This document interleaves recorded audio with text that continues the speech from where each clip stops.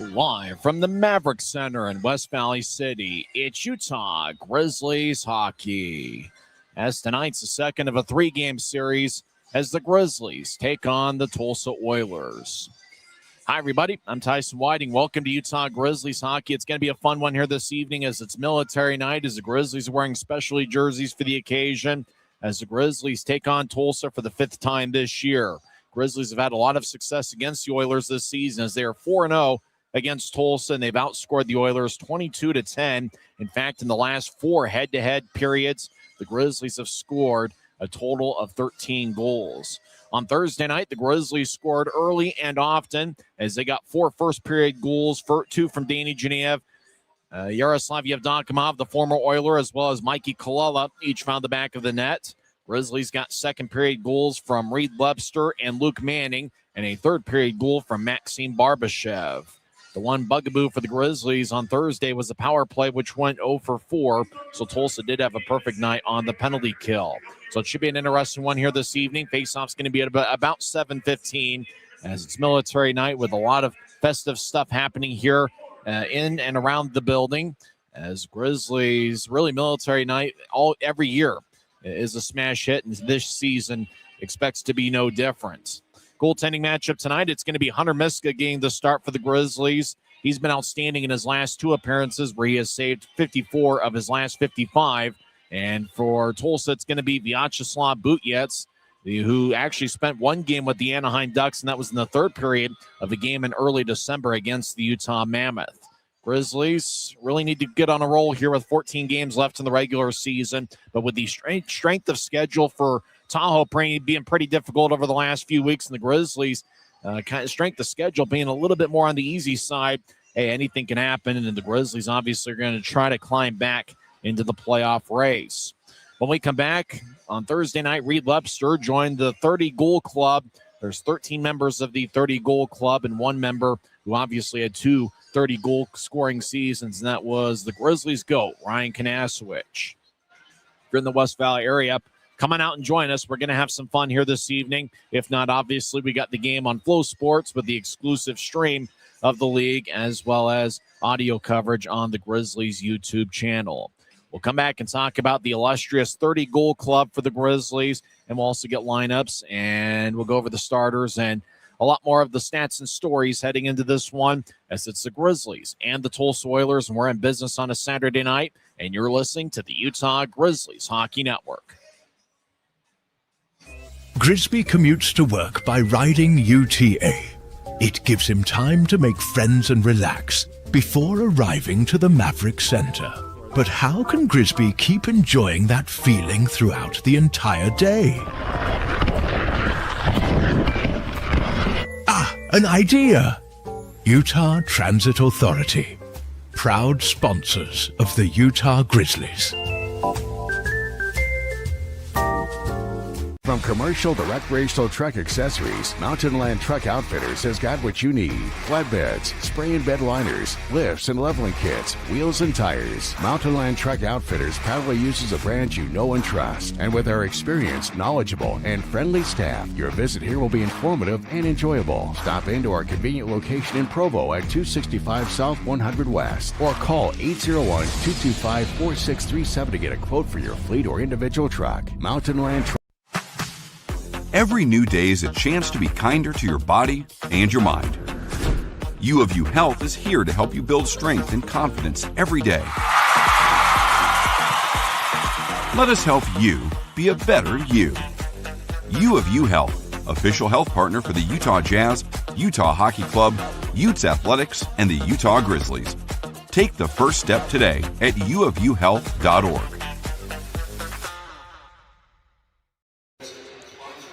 Welcome back to the Grizzlies Hockey Network. I'm Tyson Whiting. We're going to have some fun here this evening as the Grizzlies take on the Tulsa Oilers for the fifth time this season. Utah has a record of 46-25-7 all-time against Tulsa. Well, on Thursday night, Reed Webster scored a second-period goal on a pass from Evan Friesen as Webster got his 30th goal of the year. He's the 13th different Grizzly to score 30 or more goals, and it's the 14th time in team history where a player has scored 30 or more. Ryan Kanaswich is the all-time leader in goals, assists, and points in team history, and he scored 48 goals for the 2009-2010 Grizzlies. Kanaswich is also second on the single-season goal leaderboard, as he had 39 goals for the 2005-06 Grizzlies. Kip Miller was outstanding for the Grizzlies in the IHL era. He had 38 goals for the 97-98 Grizzlies.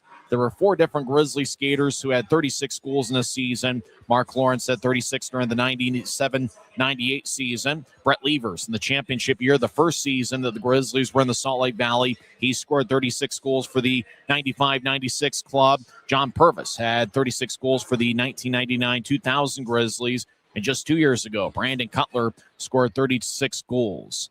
Caleb Herbert was outstanding during the 2018-2019 season. He had 32 goals in the Utah uniform. 3 different Grizzlies players had 31 goals in a year. Tom May scored 31 for the 2008-09 Grizzlies. Sean Tallier had 31 goals for the 99-2000 Grizzlies. He was second in the club in goals that year, as that's the same year that Purvis scored 36. And Brad Lauer had 31 goals for the 98-99 Grizzlies. Lepster's the third Grizzly to score 30 goals in a single season, joining Paul McElveen, who had 30 during the 2011-2012 season. That's the year where the Crowder brothers, Paul and Tim Crowder, were Grizzlies teammates. And A.J. Perry was second in the Grizzlies club during the 2009-2010 season, as he had 30 goals, and that was second by a mile. That's the same year that Kanaswich had 48. So congratulations to Reed Lepster, and obviously he's not done. Could he get another 5 goals, 6 goals here remaining in the regular season? There's 14 games left, and Lepster with 30 goals, and this is his 59th game of the year. So he's got 30 goals through 58 games. You think about it, he gets to about 72 games. If he's averaging a goal every 2 games, he could get around 36 goals and join that club of Lawrence, Levers, Purvis, and Brandon Cutler. It's going to be fun to see Reed Lepster on the ice this evening in his specialty jersey, as well as Danny Genev. In every game, we keep talking about the brilliance of the first-year pro out of Penn State, and that's because Genev just continues to produce. Obviously, he had 2 first-period goals last night. He leads Utah with 18 multiple-point games this year. He leads all league rookies in points with 58, which actually ranks 3rd overall in this league. He's got 39 assists. He has 19 power play assists. He's got 3 or more shots in 46 of 58 games. What can you say? Genev has done everything, and he is the favorite for the league's Rookie of the Year award. Tyler Gratton, the Grizzlies captain, has been an outstanding team leader. He is second in the league with 10 power play goals. Aiden Hansen-Bukata had another 2 assists on Thursday night. He is second among league rookies with 35 assists, trailing only Danny Genev, and he is second, just trailing Genev in among rookies with 18 power play assists. And how about Evan Friesen? He had the main assist and the lone assist in the Reed Lepster goal on Thursday night in the second period. Friesen has a goal in 8 of his last 16 games, and he has 3 power play goals in his last 7 games. So watch out for those guys. Grizzlies are rolling with 11 forwards and 7 defensemen tonight. Riley Condors is out of the Grizzlies lineup. Remember, late in the second period, he got in a fight with Tyrell Goulbourne. Goulbourne is a former NHLer who spent a couple years with the Philadelphia Flyers, and they ain't call him the Broad Street Bullies for nothing. Goulbourne got Condors pretty good, and so Riley Condors is out tonight with an upper body injury.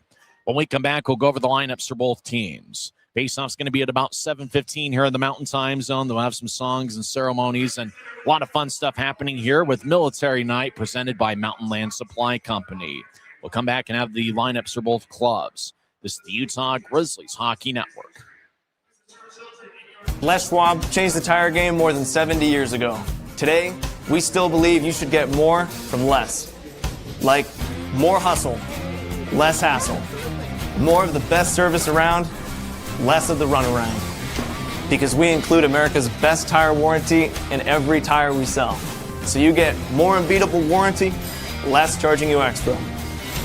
It's why we're more than proud to say, you get more from less. Since 1939, America First has helped people start businesses, buy homes and cars, and achieve their financial goals. Today, our top priority is still the financial success of you and your family, which is why we're giving new members $100 when they sign up for a basic savings and checking account, and another $100 when they upgrade to premium checking and enroll in and use direct deposit. So head to americafirst.com today and join the credit union that always puts its members first. Welcome back to the Utah Grizzlies Hockey Network. I'm Tyson Whiting. Let's go over the lineups for both teams. First, for the visiting Tulsa Oilers, who have a record of 18-33-5 on the year. They've got 41 standings points. They're 6-19-1 on the road, and they're led by longtime head coach Rob Murray, who's an American Hockey League Hall of Famer. Murray, a former AHL and NHL player, and Scott Dewart is the associate coach. General manager is Taylor Hall. Vyacheslav Butyets is going to get the start in net for Tulsa. He is 6'4" and 185 pounds. This will be his 34th appearance this year. Butyets has a record of 11-16-5. He has one shutout, as well as a .905 save percentage and a 3.26 goals against average. As I mentioned, Butyets played in one NHL game, and that was in the third period of that national TV game against Utah Mammoth in early December.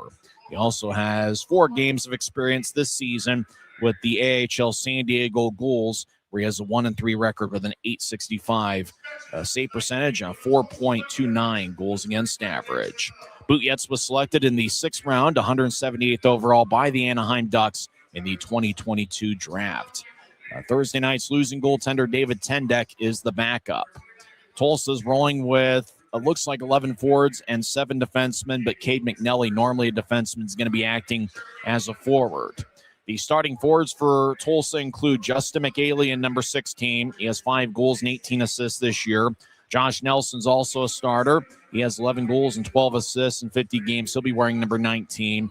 And Zachary Murray, the son of the Tulsa head coach Rob Murray. Zachary Murray is 6'4" and 185 pounds.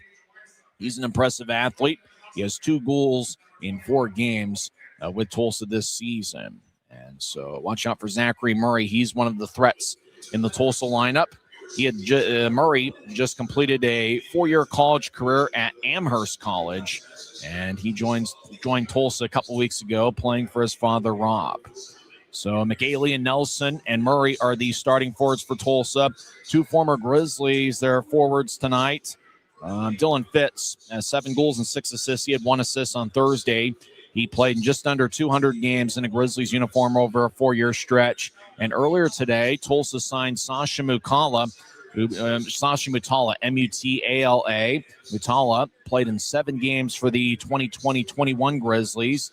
In fact, he had 2 goals in his Grizzlies debut, and that was here on May 23rd against the Allen Americans. That was that crazy year where the regular season ended in the first weekend of June. He had 3 goals and 1 assist in 7 games with Utah that year. He's a former 5th-round pick in 2019 of the Colorado Avalanche. He was expected to play for the Grizzlies during the 2021-22 season, but elected to rejoin the Tri-City Americans in the WHL. Spent that season there and then played 4 years at the college level. And Mutala is in his first game back as a pro since he was a Grizzly during the 2021 Kelly Cup playoffs. And he'll be wearing number 42 for Rob Murray's crew tonight. So that's the starters for the Tulsa Oilers. Many of their good players are scratches, including their leading goal scorer, Easton Armstrong, and Jeremy Bianca-Batuka, who's got an NHL contract with the Anaheim Ducks. And now for the homestanding Utah Grizzlies, who are led by first-year head coach John Buchanan. Assistant coaches Ryan Anderson and Jack Skilley is the director of skill development. Grizzlies come in with a record of 22, 28, 7-1. They're 6-15-4 here on the Maverik Center ice. Getting the start in net's going to be Hunter Miska. He has saved 54 of 55 over his last 2 games. Last Saturday, he pitched a 32-save shutout in a 5-0 victory over the Cincinnati Cyclones. Miska's wearing number 35, and he'll be backed up tonight by Jacob Musatelli. Grizzlies are rolling with 11 forwards and 7 defensemen tonight. The starting defensive pairing includes Luke Salem, who's in his 2nd season as a pro. Salem has 2 goals and 18 assists in 55 games. And he's joined by Josh Zinger, who's making his professional debut. Zinger is going to be wearing number 7. He played the last 2 years at St. Cloud State University. He had 1 goal and 6 assists in 36 games. Before that, he was Colbien's teammate at Northern Michigan University, where he played for 2 years from 2022 through 2024. Zinger is 5'11" and 185 pounds out of Red Deer, Alberta. So watch out for Josh Zinger. He's going to be paired up with Luke Salem, as those are the 2 starting defensemen for the Grizzlies. Also out there for Utah is going to be Aiden Hansen-Bukata, who leads all Grizzly defensemen with 35 assists this year. He's going to be paired up with Colby Enns, who at Northern Michigan University for 2 years was a teammate with Josh Zinger. Enns has 4 goals and 4 assists and a +4 rating this year. You also see Mathieu Boilar, who picked up an assist last night, paired up with Andrew Noel, who also had an assist on Thursday. That's been a pretty strong defensive pairing for the Grizzlies, as Boilar and Noel have certainly brought a physical presence to the Grizzlies club. And Dylan Gratton, who didn't play on Thursday, Gratton is back in the Grizzlies lineup tonight. So Dylan Gratton wearing number 25. He's certainly been a strong asset to the Grizzlies, as he has a point in 4 of 6 games in a Utah uniform. So that's a 7 defenseman for John Buchanan's crew. The starters are Salem and Zinger. The starting forwards include Luke Manning, who's got a goal in 5 of his last 9 home games. And Manning, so far this season, in 39 games, has 7 goals and 14 assists. And he's been a strong team leader this year. Danny Genev, in 58 games, has 19 goals and 39 assists. And Maxim Barbashev, who had 1 goal and 1 assist on Thursday night. He was the game's number 3 star, and he's in the starting lineup as well. So we're talking about the most productive forward line for the Grizzlies on Thursday. That's the 3 that's getting the start tonight. Manning, Genev, and Barbashev. We also see a forward line of Tyler Granton with Evan Friesen and Reed Webster. That's been a very productive forward line all season. Also a 3-man unit's going to be Yaroslav Yevdokimov with John Gillette and Nicholas Nemo. Nemo, in his pro debut, was a +2 on Thursday night. Nemo's got a ton of speed, and it wouldn't surprise me if he gets his first professional goal here tonight. Yevdokimov had a first-period goal for Utah. Remember, in the second period, John Gillette took the elbow from Mike McKee. The other forwards for the Grizzlies will be Mikey Colella, who scored a first-period goal on Thursday, and Mike Gillette, the older brother of John. Let's get the starting lineups from public address announcer Mark Larson. Grisby! But, of course, you can't forget about Grisby, our most valuable Bear, wearing number 95. Wearing number 6, Luke Salem. On defense, wearing number 7, Josh Zinger. At forward, wearing number 16, Luke Manning. At forward, wearing number 26, Danny Genev. At forward, wearing number 92, Maxim Barbashev. And protecting our goal tonight, wearing number 35, Hunter Miska. That's the starters for the Grizzlies tonight. Utah's in a military-themed jersey, camouflage on the shoulders, kind of a black-based jersey. The Grizzly logo is certainly a sharp look with red, white, and blue. And it is certainly a fun look. And remember, you can go to the Dash Auction app and you can bid on those game-worn jerseys. And I know if I had the money, I'm pretty sure I would try to purchase one of those game-worn jerseys. It is certainly a sharp look. There is a huge flag from one blue line to the other. And it looks like players on both teams are going to help out with the flag, as obviously it's military night and there's a lot of fun stuff happening in and around the building. And we'll have a few songs, including the national anthem, as face-off probably is going to get pushed back to about 7:15 here in the Mountain Time Zone, as both the Grizzlies and Oilers helping out with the flag. And what a good look it is. If you're watching on Flow Sports, the flag is pretty much at neutral ice from one blue line to the other and covers pretty close to half the ice. So the flag gets a good standing ovation from this Maverik Center crowd. And it looks like kind of a late arriving crowd here on this Saturday night. And now we'll pause. We're going to have some songs here on a Saturday night at Maverik Center.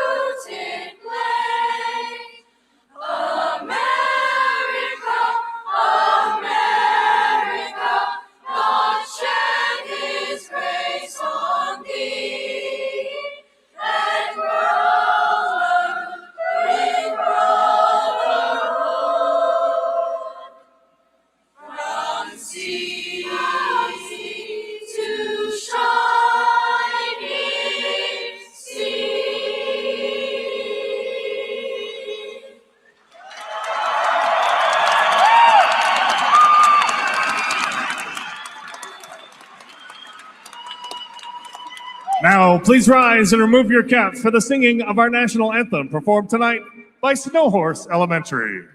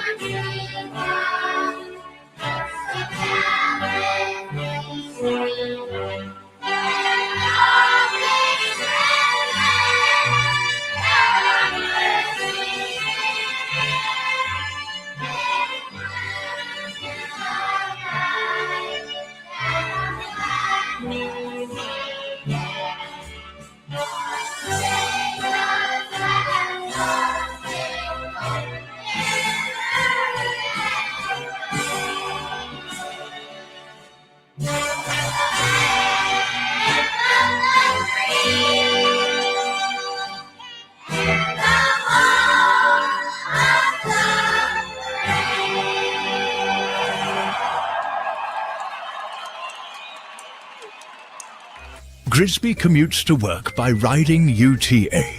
It gives him time to make friends and relax before arriving to the Maverik Center. But how can Grisby keep enjoying that feeling throughout the entire day? An idea! Utah Transit Authority, proud sponsors of the Utah Grizzlies. It's a great night for hockey as two big standings points are on the line as the Utah Grizzlies take on the Tulsa Oilers in the second of a 3-game series. For the Grizzlies, they've had some success offensively this year against Tulsa as they have scored 22 goals in 4 games, and they have scored 16 goals in their last 4 periods against Tulsa. The Grizzlies had 6 goals in the third period on December 21st, the game before the Christmas break in the third period over at BOK Center, and a Utah 7-4 victory. It's a pretty good goaltending matchup. Two guys have NHL experience. Hunter Meska appeared in 6 games for the Grizzlies, or 6 games in the National Hockey League, one with the Arizona Coyotes during the 2017-2018 season, and he also played in 5 games for the Colorado Avalanche during the 2020-21 campaign. And for Tulsa, Vyacheslav Butyets appeared in 1 game for Anaheim in the third period this season. That was, incidentally enough, was against the Utah Mammoth, and didn't go so well that particular period as the Ducks had a tough night against the Utah Mammoth. One of the goals that Butyets let in was against Spicy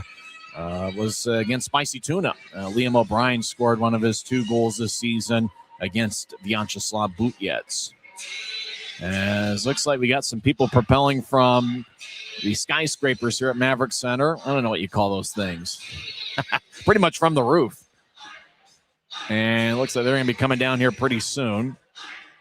Faceoff has been delayed a little bit. I think they knew it was going to be about a 7:15 puck drop, as everybody's just kind of looking at the rafters as we've got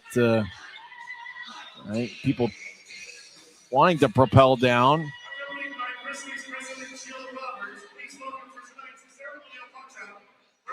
Looks like we're going to have a ceremonial puck drop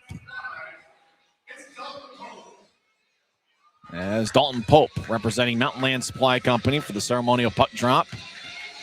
Looks like he's wearing a Minnesota Wild reverse retro jersey, kind of those old Minnesota North Stars colors, with that team leaders on both sides, Tyrell Goulbourne and Tyler Gratton at center ice. It was Goulbourne that got in a fight late in the second period with Riley Connors, and Connors is out of the Grizzlies lineup tonight. Goulbourne has some NHL experience as he played in 2 different seasons with the Philadelphia Flyers, and in total he's appeared in 11 games in the NHL. Goulbourne, a former 3rd-round pick by Philadelphia back in 2013.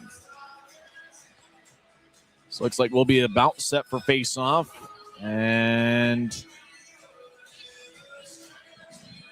Just kind of waiting for the ice to get clear. They've still got the red carpet out at center ice. And for the Grizzlies, obviously they're looking to find a way to climb back into the playoff race. Obviously, the odds are stacked against them. They are 12 points back of fourth place Tahoe. Both Utah and Tahoe have 14 games left, and the Grizzlies are fans of the Kansas City Mavericks tonight as Kansas City is at Tahoe for a game that's going to start at 8 o'clock. For Utah, they're hoping to get things rolling here on the Maverik Center ice as they are 6-15-4 here at home, but Utah will be here for 11 of their last 14 games. As for watching on Flow Sports, there's Vyacheslav Butyets. He's a pretty good goaltender that takes up quite a bit of the net, listed at 6'4", 185 pounds, and he looks every bit of that. In fact, it kind of looks like he's even a little bit taller than the 6'4" frame. As we're just kind of waiting for the for them to kind of climb from the rafters and propel themselves down. And so we're still kind of waiting for that. Referees tonight are Dylan Sater and Ian Rapp, and the linesmen are Colin Kleinendorf and Craig Peterson. I mentioned during the pregame show, 2 players were signed by Tulsa earlier today, and that's Sasha Mutala and Jake Lee. Incidentally enough, for Mutala, he's an interesting story as he is a former Grizzly. He played in 7 games for the 2020-21 Grizzlies, and in his first game with the Grizzlies, that was on May 23rd of 2021. Yeah, late May was the regular season that particular year, and he had 2 goals in his Grizzlies debut. Then he scored again against Kansas City in his next game. So he had 3 goals in his 2 games with Utah. Looked like he was going to be with the Grizzlies for the 2021-22 season. It looks like they're finally going to start propelling down from the rafters, and what is quite the scene here at Maverik Center on this Saturday night, military night presented by Mountain Land Supply Company. And Mutala decided to play in juniors with the Tri-City Americans, and he had a productive season with Tri-City, and then went to the college level for the last 4 years as four people are coming down from the rafters. They're being propelled down. And pretty good scene here at Maverik Center, as players on both benches just kind of anxious to get rolling here. Grisby's at center ice. He's watching the proceedings. As we got 3 of the 4 down. Let's see. And the 4th is still trying to. Now the 4th is kind of hanging there. And looks like the 4th will finally come down. And I believe Grisby's going to try to help out. Grisby pumps his fists in the air, and I think we're going to get rolling with live hockey here pretty soon.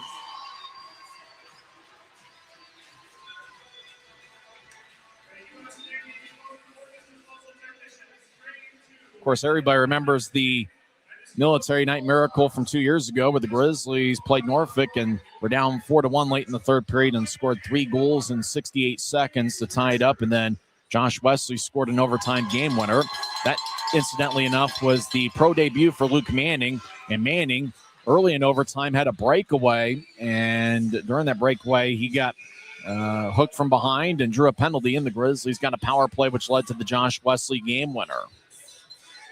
So we'll see if we'll have some military night magic, maybe another military night miracle here this evening, as the Grizzlies are wearing specialty jerseys, and the red, white, and blue Grizzlies logo on the front of the jersey is an absolute beauty.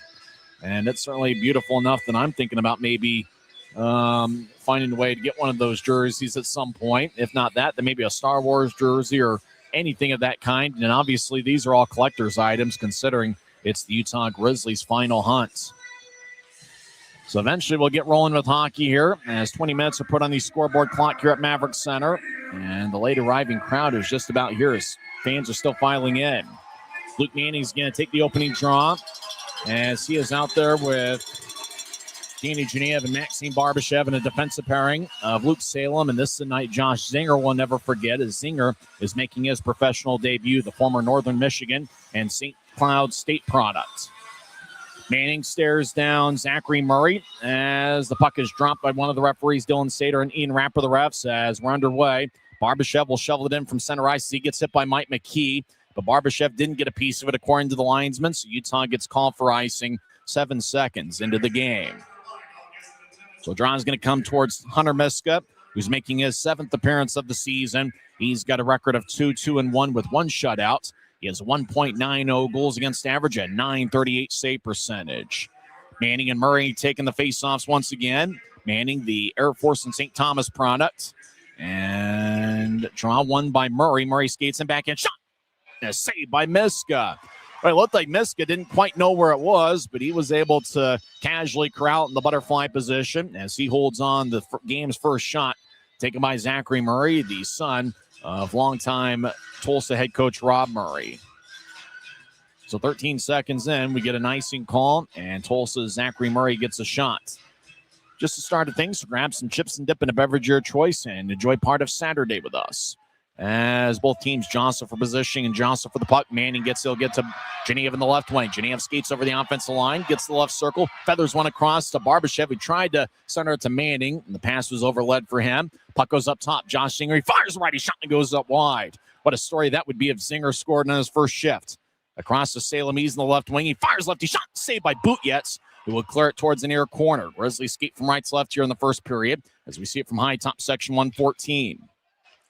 Manning feeds up top off the boards of Salem. He takes a lefty shot, and that's blocked in front, as it was blocked about 10 feet in front of Butjetz. Tulsa will throw it in as they make their first line change of the game, and the Grizzlies will switch up skaters for their first time. Zinger, in kind of an extended shift, will cross center ice. Now he'll move it ahead as he jump stops to get away from a Tulsa check. Reed Webster gets hit along the boards by Connor Smith, who was physical on Thursday night. Smith's a big 6'6" defenseman. Up top, Hanson Buchanan across the ends. He's in the right point. Over to Webster, lets it go off Tulsa's backboards as Friesen gets around Connor Smith in the corner. As over there as well is number 20, Owen Lindmark, who has 4 goals this season for Tulsa. The Oilers have struggled to score goals at times this season as they'll tap it off the glass. Puck goes to center ice. Grizzlies chip it ahead towards Tyler Gratton, left wing at center ice. He gets pinned to the boards by Connor Smith. That's at least the 3rd hit that Smith, it looks like Gratton's hurt as Gratton limps towards the bench. So does Connor Smith, but Gratton looks like he's slow to get to the sideline. As Doogie Legron, number 5 in his first shift of the game, longtime Oiler, one-time Grizzly, literally one-time Grizzly, played in 1 game for Utah to start his pro career in the 2018-2019 season. As pass is shoveled ahead from Friesen as the puck goes towards Mikey Colella. He had to go on Thursday night. Colella gets it off a Tulsa stick as he feeds it across towards Mike Gillette, who spins around, and the puck will wobble on its side like a tire all the way towards Butjetz, who covers up in the crease. That stops play with 17 minutes and 52 seconds left in the first. So good action early on. Both teams have taken 1 shot. We certainly hope the captain, Tyler Gratton's okay, as he got pinned to the boards by Connor Smith and looked like came up a little bit lame with one of his legs. Who's your pick to click? Who's going to be the player of the game for the Grizzlies? I don't know. I think this is a Luke Manning type of game. I got Manning as my pick to click. Everybody make your picks to click, because obviously Manning did spend 1 year at the Air Force Academy before transferring to St. Thomas. As Tulsa will feed it off the end glass. The puck goes out to center ice. Actually, it's a far glass. The puck ahead towards Mike Gillette as he's out there, Mikey Colella and Luke Manning. As the Grizzlies are rolling with 11 forwards, the forward combination is going to be mixed and matched a lot. Colella, he's in the right slot. He'll skate towards his lefty. Fires a lefty shot that goes wide. Colella looking for his 3rd goal of the season. As Tulsa at center ice is tapped away. Colella re-enters from the right wing. He'll take a lefty shot. Glove saved by Butjetz. And he holds on with 17:22 left in the first. So a good shift by Mikey Colella as he's been active for the Grizzlies here in this series. As Grizzlies will get Dylan Gratton on the ice. He's out there with Luke Salem. And Dylan has a point in 4 of his 6 games with Utah. As Grizzlies have Evan Friesen out there with Reed Webster and Yaroslav Yevdokimov, the former Oiler. Yevdokimov was a pretty productive player for the Grizzlies 2 seasons ago. Face-off won by Tulsa as they'll race out to neutralize. Grizzlies back defensively on the back check. Webster took it away. Saucer across to Friesen, gloves it and drops it. And so get towards Yevdokimov, who centers to Friesen, who gets side-checked. Now Friesen gets tripped up, no cause. Tulsa actually wasn't looking at Friesen as the feet got tangled up. Tulsa with a gentle push and a mild arc, and the old biscuit bounces at neutral ice. Puck's taken by Salem. He gets tripped up by Josh Nelson, no call. As the fans don't believe that. Now Salem back to his feet. As taking the puck is Luke Salem. As he gets double-teamed, Nelson dancing along with Zachary Murray. As Dylan Gratton pins Murray to the boards. Tulsa centers, that's picked off by Friesen. He'll get it ahead to Webster as the Grizzlies make a change around him. Webster 30 goals this season. Now John Gillette gets it brushed away by an Oiler towards the left wing. as Bukata gets it off the end boards. Gillette up top towards Hanson Bukata. He fires it off of Lindmark. Now Lindmark gets it back. He'll gain center ice. Lindmark steps over the offensive blue. Will slide it towards Mutala. Centering pass. Shot and a score. Mutala fed a centering pass, and the Oilers fire one past Miska. Scoring the goal is Ryan Lautenbach. Lautenbach gets his 7th of the year, and it's 1-0 Tulsa with 16:19 left. The Oilers got into the offensive zone, and Sasha Mutala, the former Grizzly, just kind of tapped it. It looked like it ricocheted off a stick on towards Lautenbach, and Lautenbach didn't miss. He fired a quick one past Miska. So both teams have 2 shots, and the Oilers have found the back of the net first. So we've seen quite a bit of action here early on, and the chairs aren't yet warm. As draw one by Utah at center ice. And we're certainly hoping the captain, Tyler Gratton's all right. As right now it looks like he's in the locker room getting checked at as he got hit by Connor Smith in his first shift of the game. A Grizzly gets tripped up, no call. As Utah is a little bit short on forwards here this evening. Tulsa overskates the puck near the Grizzlies bench. Nicholas Nemo gets it towards John Gillette, who crosses center ice and dumps it in. I don't know why I think it's Nito, Nieto, like the former St. Louis Cardinals catcher of the 1980s. But that's exactly how my brain works. Big time hit delivered in the Tulsa zone. As Grizzlies have it back in their own end. As Nicholas Nemo on the ice, he's got outstanding speed. Ahead to Genev, left wing at center ice. Genev steps over the offensive line, keeps his head up, trying to get it across. It ricochets off a Tulsa stick. Barbashev gets it towards Manning behind Tulsa's net. Now to Genev. He tried to center it, and the pass is behind Barbashev. Tulsa comes back the other way. Oilers cross center ice, and they dump it in. Cade McNally acting as a forward tonight. He gets cut off by Andrew Noel. Now Blalow turns it over. Left wing, lefty shot, saved by Miska. And Genev will throw it towards the left point. Looks like Tulsa's got a lot more energy and juice tonight than they did at any point on Thursday. LeGrone battles with Noel, the former Cyclone, who gets it ahead. Barbashev at center ice, over to Genev, and Genev will flop it in as it gets serious error under it. It's gloved by Butjetz, and he'll cover up to stop play with 14:59 left in the first. So it'll be an offensive zone draw for the Grizzlies. Details of the Tulsa goal. Ryan Lautenbach gets his 7th of the year. Sasha Mutala picked up one of the assists. Looked like the other assist, according to the sheet I got, was Michael Davies, who I believe is a scratch tonight. So we do know that Mutala picked up one of the 2 assists. The draw is going to be over in the left circle. Friesen takes these out there with the Yevdokimov and Lebster. So we still haven't seen Tyler Gratton. Right now he's missed a couple shifts as Yevdokimov takes over his spot here on this unit. Reed Lebster over to the right point as he gets to Friesen right circle. Friesen dangling back and forth. Tries to center it out in front of Yevdokimov, and it's sticked away. Tulsa really does look like they're playing with a lot more juice here tonight. Grizzlies are going to have to find a way to just match it. Tulsa is one of those teams. They've struggled in the win-loss category, but they've got a lot of guys who have been pros for a while, as well as some young guys trying to prove themselves. Miska gets it towards Josh Zinger off the stick in the near corner of the Grizzlies zone. Zinger in one of his first shifts as a pro. Looks like he's going to be a good one. He was a forward in juniors and switched to a defensive role. LeGrone, right point, righty shot. Blocker saved by Miska, and the puck flies out of play as an Oiler is sitting in the crease as he got hit by Zinger. And it looked like Zachary Murray wanted a call, but none to be had as we've been skating 5-on-5 this entire time. So faceoff's going to be in the Grizzlies zone. And we're just getting underway. Looks like Lindmark picked up the other assist along with Mutala on the Lautenbach goal. So faceoffs in the right circle. Mutala's on the ice wearing number 42. He just signed with Tulsa earlier today. As Lindmark will take the draw against John Gillette, who's wearing a college-style mask. He's got one of those cages on as he got hit up high with the Mike McKee elbow in the second period. I think it required stitches on Gillette's face, but he's good enough to go here tonight. Grizzlies win the draw. Hanson Bukata moves out to center ice. Nemo off his stick as he battles with Mike McKee. Pucks at the Tulsa line. Now the Oilers will slide it deeper in their own zone to the left corner. As Mutala moves it ahead, Hanson Bukata, he fires it back in. Pretty good signing to get Sasha Mutala, who is either an AHL level player. He's good enough to be in this league. Mutala, right wing. He fires righty shot, saved by Miska. Rebound shot, everybody hacking away. Now Mutala gets the puck back.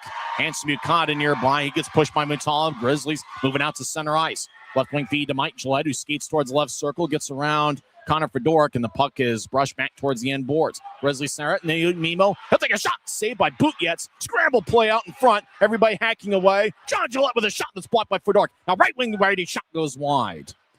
Noel skates towards the left corner as he gets towards Nemo. Up top to Boiler. Keeps it in as he bobbled the puck in the high slot. Now to the right wing. Lefty shot. Saved by Butyates. As that shot was taken by Danny Genev, who leads the league with 236 shots this season. Tulsa leads 1-0 on Ryan Lautenbach's 7th of the year. He scored 3:41 in. Tulsa 1, Utah 0 on the Grizzlies Hockey Network.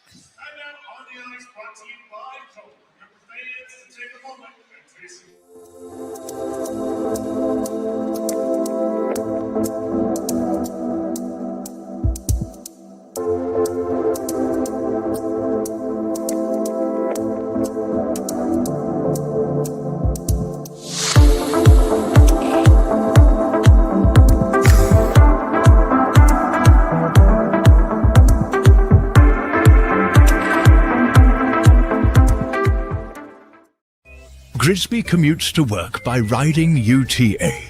It gives him time to make friends and relax before arriving to the Maverik Center.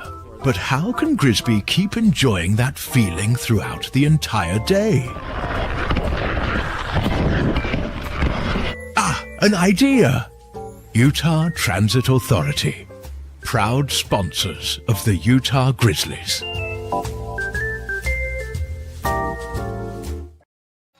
.13 minutes and 15 seconds are left in the first period. Tulsa leads 1-0. Grizzlies have outshot Tulsa 6-4. And we're certainly hoping the captain, Tyler Gratton's okay, as he got hit along the leg by Connor Smith a few minutes ago, and we haven't seen Gratton since, as he is getting checked out in the Grizzlies locker room. Utah came in with 11 forwards as Riley Connors was unable to go. We'll go over the scratches during the next whistles. We didn't get to it during the pregame. Noel will float it in from center ice. Puck's deep in the Tulsa zone. Grizzlies skate from right to left as we see it from high top. Section 114. Long-range feed goes incomplete. And so the puck's going to come all the way towards Vyacheslav Butyates. Scratches tonight include goaltender Anson Thornton as well as defenseman Luke Antonacci, who played on Thursday. Robbie Stucker's also out, as well as Stepan Timofeyev. Riley Connors is out with an upper body injury. Sage Weinstein, Rylan Kovacevic, and Noah Gansky are all out. And it would take a day and a half to go over all the Tulsa scratches. One of their big guns, Jeremy Bianca-Batuka, is out of the lineup, as well as former Grizzly J.C. Brassard and many others. Tulsa wins the draw as they'll throw it to the right wing. It's kept in by Barbashev as Genev tried to spin away, and Connor Smith knifed it away. Connor Smith has an NHL contract with the Anaheim Ducks, and he's certainly shown why in this series. 6'6", 234 pounds. He'll throw his body around as Genev over to the right wing, skates towards the left corner, keeps his head up. He gets blasted by Smith. That's at least the fifth hit that Smith has delivered. And Genev looks like he's slow to get up. Boy, Genev, it does look like Genev's hurt, as he's going to skate to the bench slowly. That'd be the second player that Connor Smith has hurt this period. And they're all clean hits along the boards, but Genev looks like he's hurt as he has his left glove off. And that's the second player that's been knocked out by Connor Smith. Left point, lefty shot, save, rebound shot, saved by Miska. As the shot was taken from the left point, Miska bobbled it, and Tulsa took a second shot. That was saved by Miska as well. The first shot from the left point was taken by Jackson Niedermeyer, the son of former NHLer Scott Niedermeyer. Scott Niedermeyer, who played in the NHL for well over a decade. And he is a former Grizzly. In fact, the only 5 professional games that Niedermeyer played that were not NHL games were with the Grizzlies during the 98-99 season. So both teams have 6 shots. Tulsa has the game's lone goal, and that was scored by Ryan Lautenbach, 3:41 in. Tulsa wins the draw. They try to center it. It's brushed away by Yevdokimov, and so feed it ahead. As Yevdokimov gets hit by Zachary Murray. Hopefully Genev's okay, as it looked like maybe a left wrist. Grizzlies towards the right wing. Friday shot. Stick saved by Butyates. As Lepster, he collides along with Yevdokimov. Friesen in the area as well. And you got to watch out every time Connor Smith's on the ice. He's on the bench right now for the time being, but he's already taken 2 guys off the ice. Yevdokimov gets hit with a high stick, but since it was along the near wing boards, neither referee was in a spot to make the call. but everybody in Section 113 thinks Utah should have a power play. Legron gets it ahead towards McAlien. We try to get back towards Legron in the give and go, and Colbien's cut off Legron's pursuit. Legron sweeps one out in front. It's picked off by Hans Bukata. AHB will move it to his right for Colbien's, who outlets it to center ice as Lebster throws it in. Friesen in the area. Chasing after it's Connor Fedoruk, and he's got 3 goals this season. Tulsa rink wide feed, angle right, goes tape to Dylan Fitz. Fitz skates towards the right circle, puts a move on Noel. Puck goes to Misku, brushes it back towards left corner. And left wing, lefty shot, and that one's blocked about 5 feet in front of Miska. Noel gets thrown to the glass as the glass goes swaying back and forth behind Miska's net. As we're 9 minutes in, Tulsa leads 1-0. It does look like the Oilers have brought an extra bit of juice here tonight. As Grizzlies, they want the 2 standings points tonight. They're going to have to earn it. Fedoruk, right point. His lefty shot goes wide as it crashed off the glass. Friesen will shovel it ahead, looking for Mikey Clella. And Tulsa will bounce it back off a Grizzly. Dancing in his own zone is Andrew Noel as he's being chased by Fitz. Now Fitz will retreat defensively. Actually, he's going to retreat to the bench at the end of his shift. Noel tattoos it off the near wing boards looking for Mikey Colella, and it goes all the way down for Utah icing with 10 minutes and 20 seconds left in the first. Game 59 of 72 in the regular season. Grizzlies offense certainly has been rolling lately. They're averaging close to 4 goals per game over the last 2 months.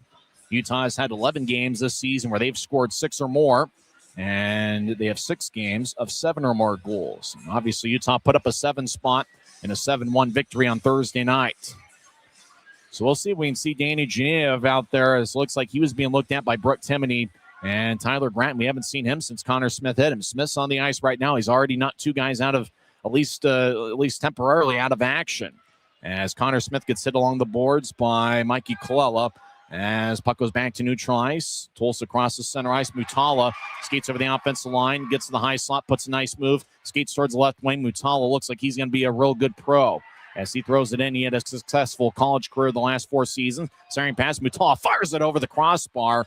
So it looked like he didn't miss by much. Mutala, high slots, already had a couple good scoring chances. He'll take a shot that's blocked by Barbashev. Now left wing, lefty shot misses wide. That was taken by Connor Smith. Back to the right corner. 9:30 in on a moving clock. Tulsa leads 1-0. As Lee skates towards the corner. Jake Lee was signed earlier today along with Mutala. He wears number 25. Lee gets to Mutala in the left circle. He'll skate towards left point. Stop, avoids a check. Actually absorbed a check of John Gillette. Now he'll throw it towards the end boards. And it's sniped away by Luke Salem as Ryan Lautenbach was slow to accept the puck. Puck slides towards the far corner. As John Gillette battling in the area. Now the puck goes up top, kept in by Jake Lee. He'll slide it back off the Utah backboards intentionally as the puck goes to Salem. As he'll dangle back and forth. Luke Salem sporting a mustache, crosses center ice, and he fires it in deep. Barbashev chases after it. Left wing, lefty shot, saved by Butjets. Now Barbashev gets it back. He'll slide it out in front for Genev, who's back out there. Missed about maybe 1 shift. Genev bounces one towards the far point. Nobody was home. And Dylan Gratton will stride after it. So it is good to see Danny Genev back, and I think Grizzlies fans are hoping to see Tyler Gratton out there soon, but he took that hit from Connor Smith. As Genev throws it in, as fans take up a Let's Go Grizzlies chant, 8.5 minutes left in the first. Tulsa leads 1-0. Rink wide feed, angle right is off a Dylan Gratton stick. Puck goes deep into the Grizzlies zone.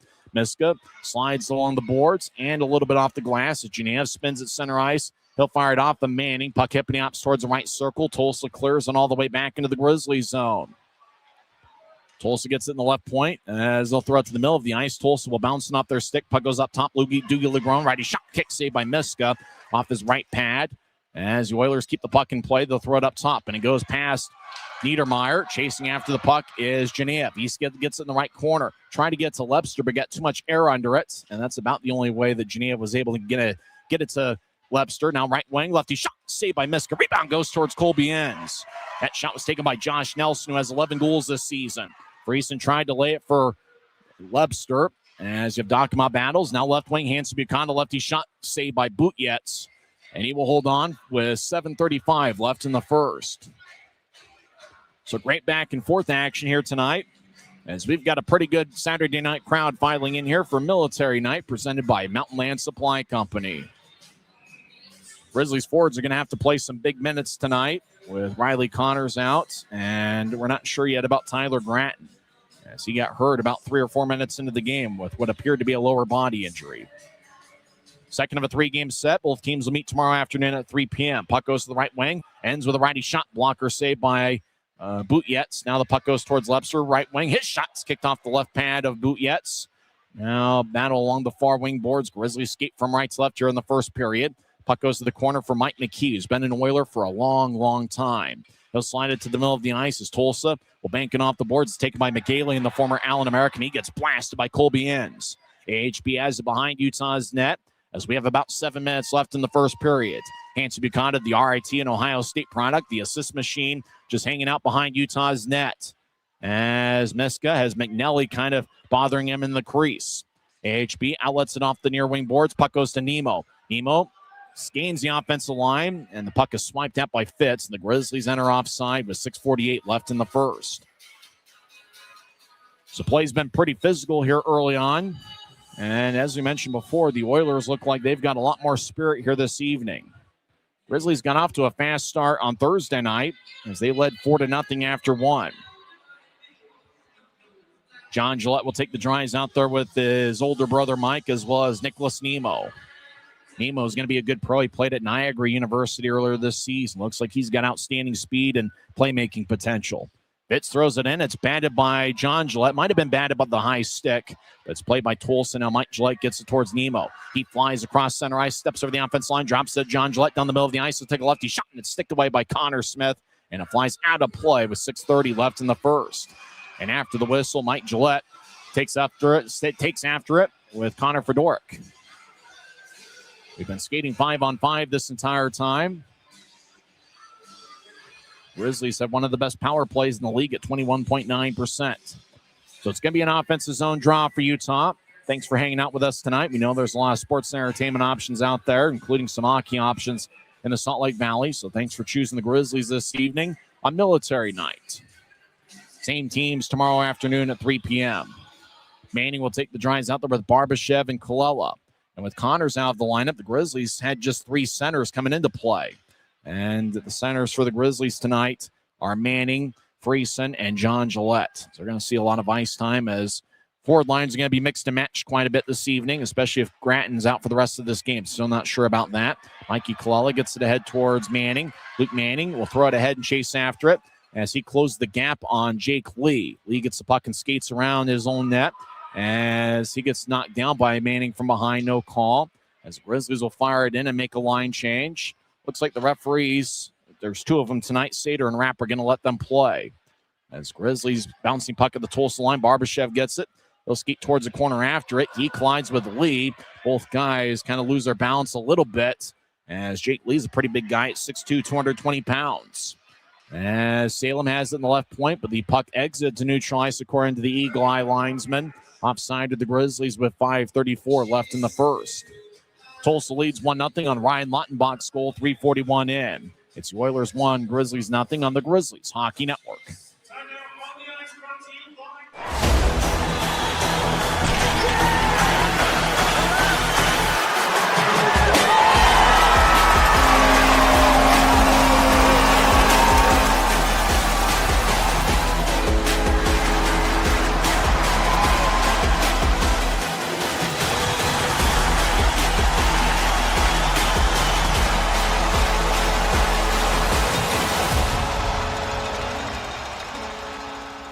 From commercial to recreational truck accessories, Mountain Land Truck Outfitters has got what you need.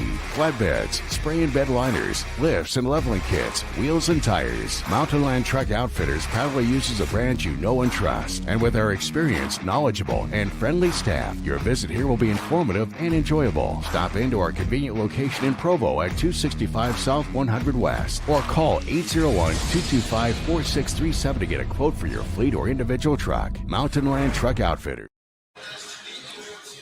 5 minutes and 34 seconds left in the first period. Neutral zone draft to the Grizzlies were called for offside.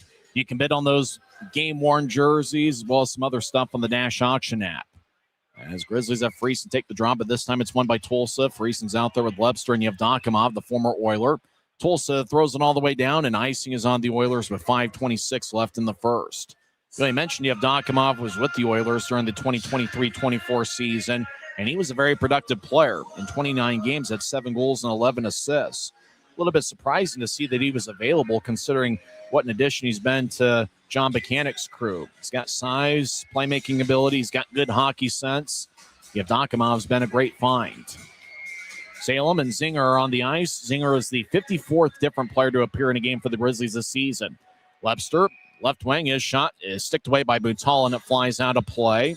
So 54 players for the Grizzlies this year. That's the second most in team history. The most players used in a single season was the 96-97 year. The second season the Grizzlies were in Utah. Believe it or not, they used 63 players that season, which is an insane amount considering 54, which is the second most in team history. Set this year seems like an awful lot amount, an awful lot. As Tulsa fired into the Grizzlies bench as head coach John Buchanan ducks out of the way. And Buchanan and Brooke Timoney, the Grizzlies had athletic trainer, looking for the puck. As Buchanan had to dive out of the way out of that one.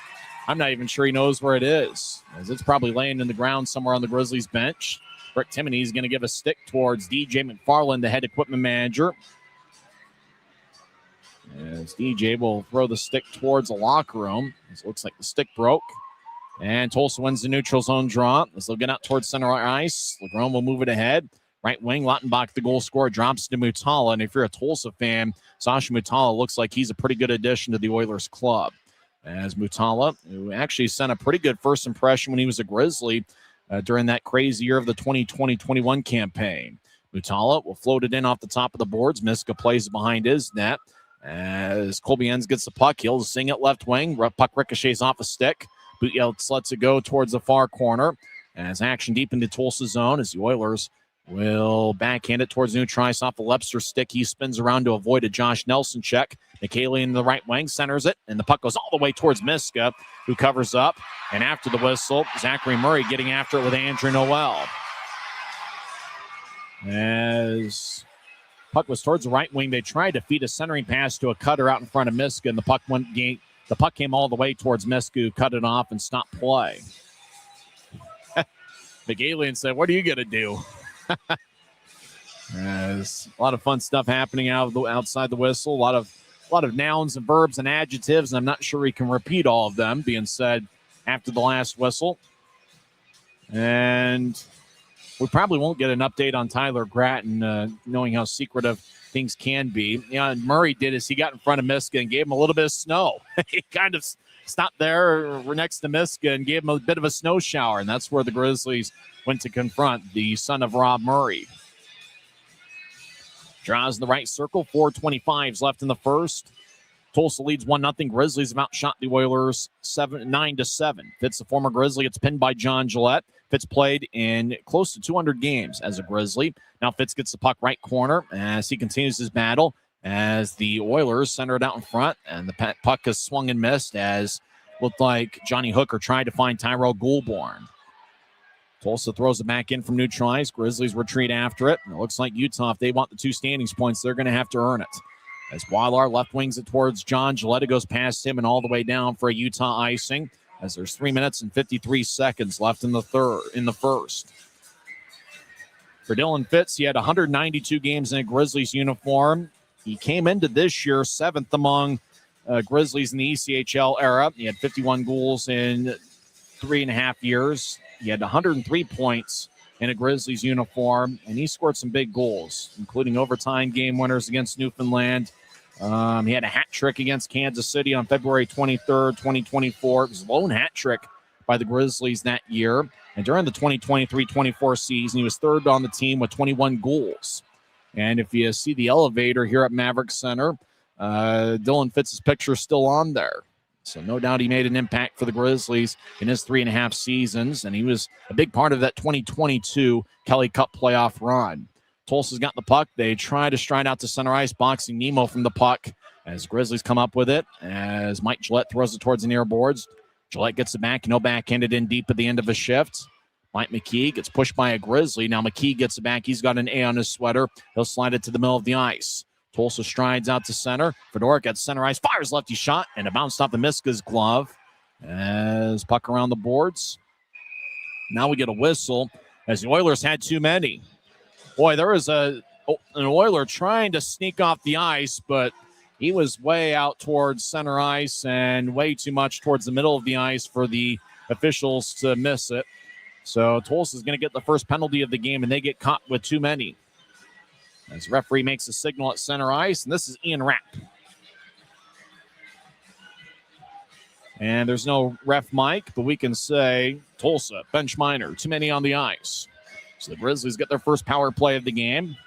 I bet that's exactly how Ian Rapp's voice sounds. Grizzlies were 0 for 4 on the power play, but remember their fourth power play last night was with 9 seconds left in regulation. I say last night knowing that it was Thursday as neither team played yesterday. Grizzlies are 21 for 75 on the power play over their last 22 games. Lepser's out there with Friesen and Nemo, as well as Hanson Bukata. And it doesn't look like Geniev's out there. Remember, he had one shift after coming out with an injury after getting hit by Connor Smith. This would normally be when Geniev's out there, but it doesn't look like he's out there. Luke Manning's taking his spot. As Hanson Bukata left point, his shot goes wide. Manning slides up top to AHB. One hands it towards the left circle for Lepster. Skates to the left point. As Lepster gets pushed by an Oiler. As fans still filing in here late in the first period, Manning throws up top, but it goes out to center ice. So both Gratton and Geneva, who are normally on this power play unit, are out, replaced by Nemo and Manning. As Nemo gets pushed by Fitz, who was a good penalty killer with Utah. Oilers clearing out to center. Lepster re-enters from the left wing, stops the point. He'll skate towards his right and get it to Nemo. Right side looking for his first pro goal, feeds up top to Lepster. Lepster skates towards the right circle, dangling back and forth, gets to Nemo off his stick. Tulsa comes back the other way. Dylan Fitz has a breakaway. He skates down the middle of the ice, backhand, forehand, now backhand, shot, saved by Miska. And he holds on as Fitz. He doesn't normally put on one of those crafty moves, but it looked like he was dangling back and forth, kind of deked a couple times, looked like he was going to shoot with a forehand, then went back to his backhand, and Miska closed the door and made a key save. As we mentioned, Fitz doesn't normally take those kind of shots. He's one of those that gets towards either circle and just fires slap shots. And so that's not something we saw him do all that often as a Grizzly. But Miska made a big save there on Tulsa's penalty kill. 1:07 is left in the Grizzlies power play, and Utah switches up skaters, but they've got a new 5-man unit, and it's not necessarily a power play unit that's been together. This would be one where Riley Connors would be a finisher. Now we got Colby Enns out there with Luke Salem, as well as Mikey Colella, Maxime Barbashev, and John Gillette. Connor Smith will saucer it off of Salem. It stays in the offensive zone. Gillette gets the puck right side. He gets belted by an Oiler. Dal Barbashev on the right side gets back checked and spun around. Colella righty shots blocked. 35 seconds left in the Grizzlies power play, and Tulsa saucer it all the way towards the crease of Utah's zone. Strong outlet pass to Barbashev. He re-enters from the left wing as Barbashev skates towards the left corner. Grizzlies down 1-0. Salem slides it towards Mikey Colella just outside the right circle. Back up top to Salem. Over to Enns. One-timer kick saved by Butjetz. Enns gets it back. 12 seconds left in the power play. John Gillette moves to his right. Utah directs up top to Salem. He solicits to the left side. Enns. His shot kicks off the left pad of Butjetz. So Enns with 2 one-timers on this power play. Salem over to Enns. Back to Salem. Murray's out of the box as he was representing the Oilers who had too many on the ice. Now left wing Barbashev back at Johnny scores! Maxime Barbashev gets his 6th of the year, and we're tied at 1.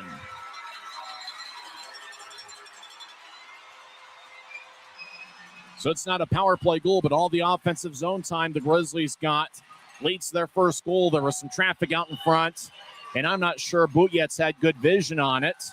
And so Barbashev has scored a goal for the second straight game.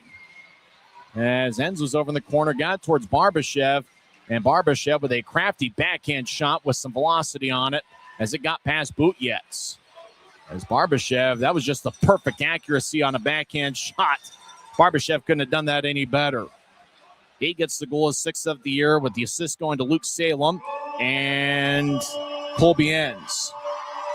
Grizzlies ran to the offensive zone. Zinger just about fell down. He's in the left side. Fires right. He shot and misses wide.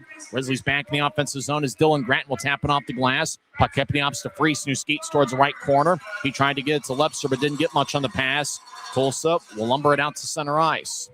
Grizzlies reset. Freezing over the offensive line as we're tied at 1 late in the first period. Yevdokimov gets towards Lepster in the left wing. He gets challenges. Lepster collects the puck, dance around in the left wing, trying to feed it across towards Yevdokimov. Puck ricocheted off an Oiler. Tulsa will tap it off the glass. The puck hippity hops deep into the Grizzlies zone. And it goes all the way down for a Tulsa icing. As play stops with 18.4 seconds left in the first. There's the fans chanting serenade. Vyacheslav Butyets. But it looks like we've got a fun one here. Pretty well played first period on both teams. Thursday's game was a bit sloppy at times, but this one's been pretty spirited and competitive. Manning will take the drives out there with the Gillette brothers. Noel and Boilar are up top. So right now the Gillette brothers probably feel that Manning's an honorary Gillette. As Grizzlies win the draw, Mike Gillette gets towards Manning, left wing. Couldn't get a shot off on the double team. Now he takes a shot and is saved by Butyets. Puck is cleared towards the right wing. Grizzlies still in the offensive zone. Boilar, his right point shot is blocked halfway towards Butyets. Manning gets cross-checked by Smith strongly. Smith has already injured one Grizzly, maybe a second. Smith cross-checking Manning continually, and one of the referees spotted it, and Connor Smith will go to the box. And the fans like that. Looks like a few fans in Section 113 let Connor Smith know that he's number one in their hearts. So it's going to be a Utah power play. There's 0.3 of a second left in the first period, so barring the craziest miracle we've ever seen, although we did see one on Teddy Bear Toss night, but that one had 1.1 seconds left, and there's 0.3 of a second.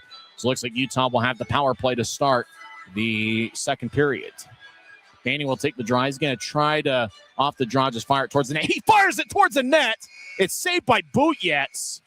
That's exactly what Luke Manning needed to do. And, he fired a quick one on Butyets. Not sure if it would have had the accuracy, but that ends play here in the first period.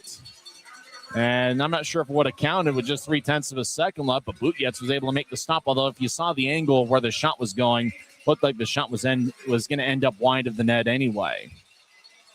So Utah will be on the power play to start the second period. It wasn't a power play goal late in the first score by Barbashev, but it was the offensive zone time that was established during that power play that led to the Barbashev goal as he scored 5 seconds after the end of Utah's power play. Both teams played a spirited first period. Connor Smith, he delivered a hit on Tyler Gratton about 3 minutes into the game. We haven't seen Gratton since. And then he delivered another hit on Genev, who came up holding his wrist.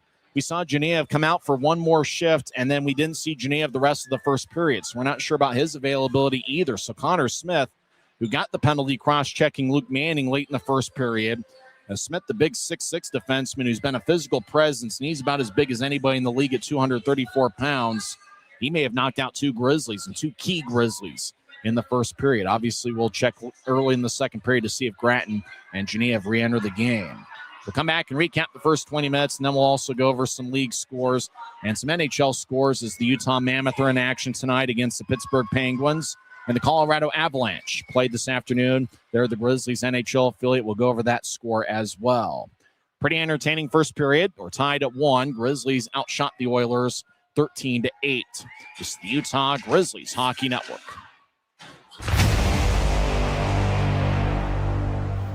Tonight's game is brought to you by the ECHL, celebrating its 38th season of affordable family entertainment.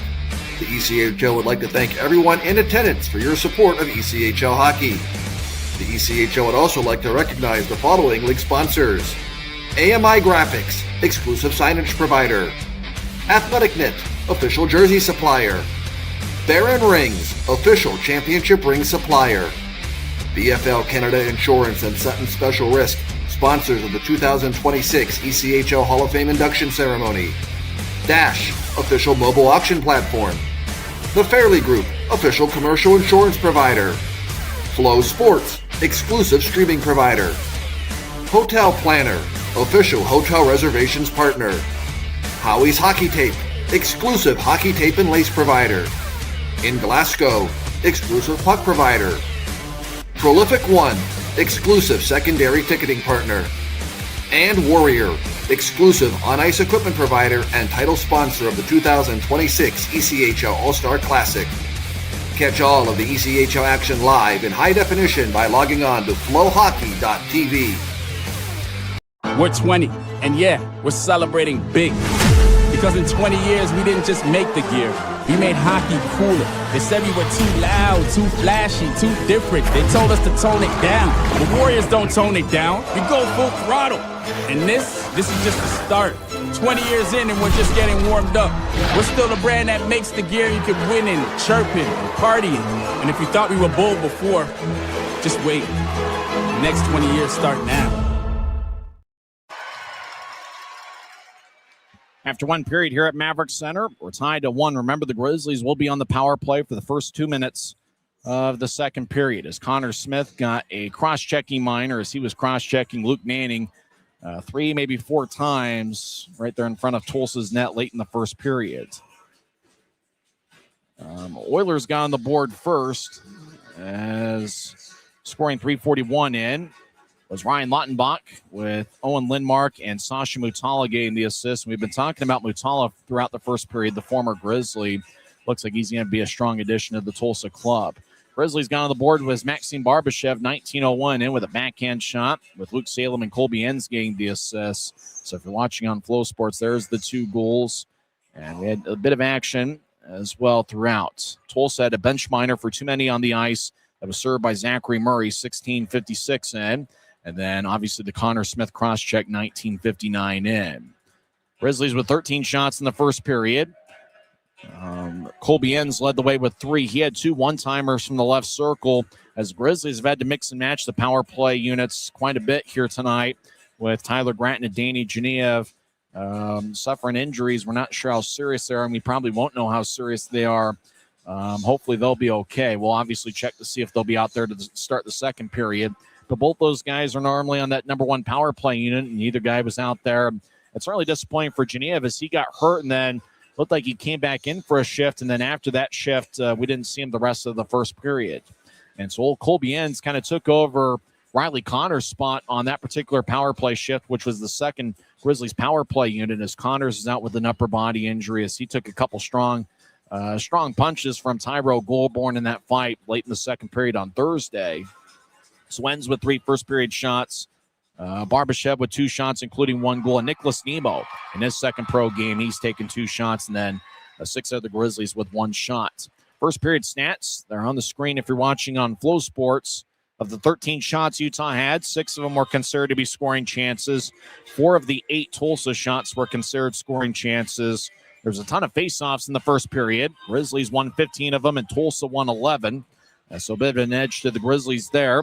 Utah with 3 power play shots, and I think 2 of them, not sure if they gave Manning credit for a shot there at the end of the first period, but we mentioned Colby Enns with the 2 shots there late in the power play, and then it was Matt Barbashev scoring 5 seconds after that power play ended.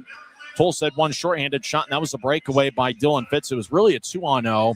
Fitz had all the time where he could put together whatever move, although from the 3+ years we saw of him as a Grizzly, that wasn't necessarily the type of goals he would score. He would kind of get towards either circle with a little bit of momentum and fire slap shots. And so him trying to put together a move and go into his backhand isn't necessarily something we saw Fitz do a lot as a Grizzly. And Miska was able to read it like a book.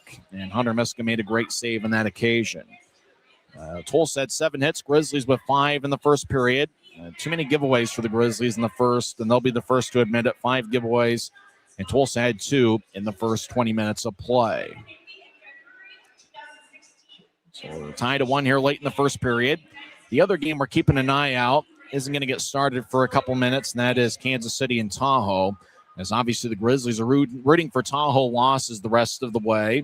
Over at the Monument, I think Grizzlies are hoping for a double forfeit. Neither Wichita or Rapid City winning, as both of those teams are near the Grizzlies in the standings, as Utah does have a 1-point edge on Rapid City. And remember, Utah will face Rapid City in the final 3 games of the regular season. Early in the second period at the Monument, Wichita and Rapid City are tied at 1. Other action across the league, a Mountain Division showdown early in the third period. Idaho and Allen are tied at 1. Liam Malmquist scored a second period goal for Idaho, and Allen's Danny Caddick tied it up 1:45 into the third period. 13 minutes are left in the third. Fort Wayne has a 2-1 lead on Bloomington. Games have gone final. Wheeling gets a 4-2 victory over Adirondack.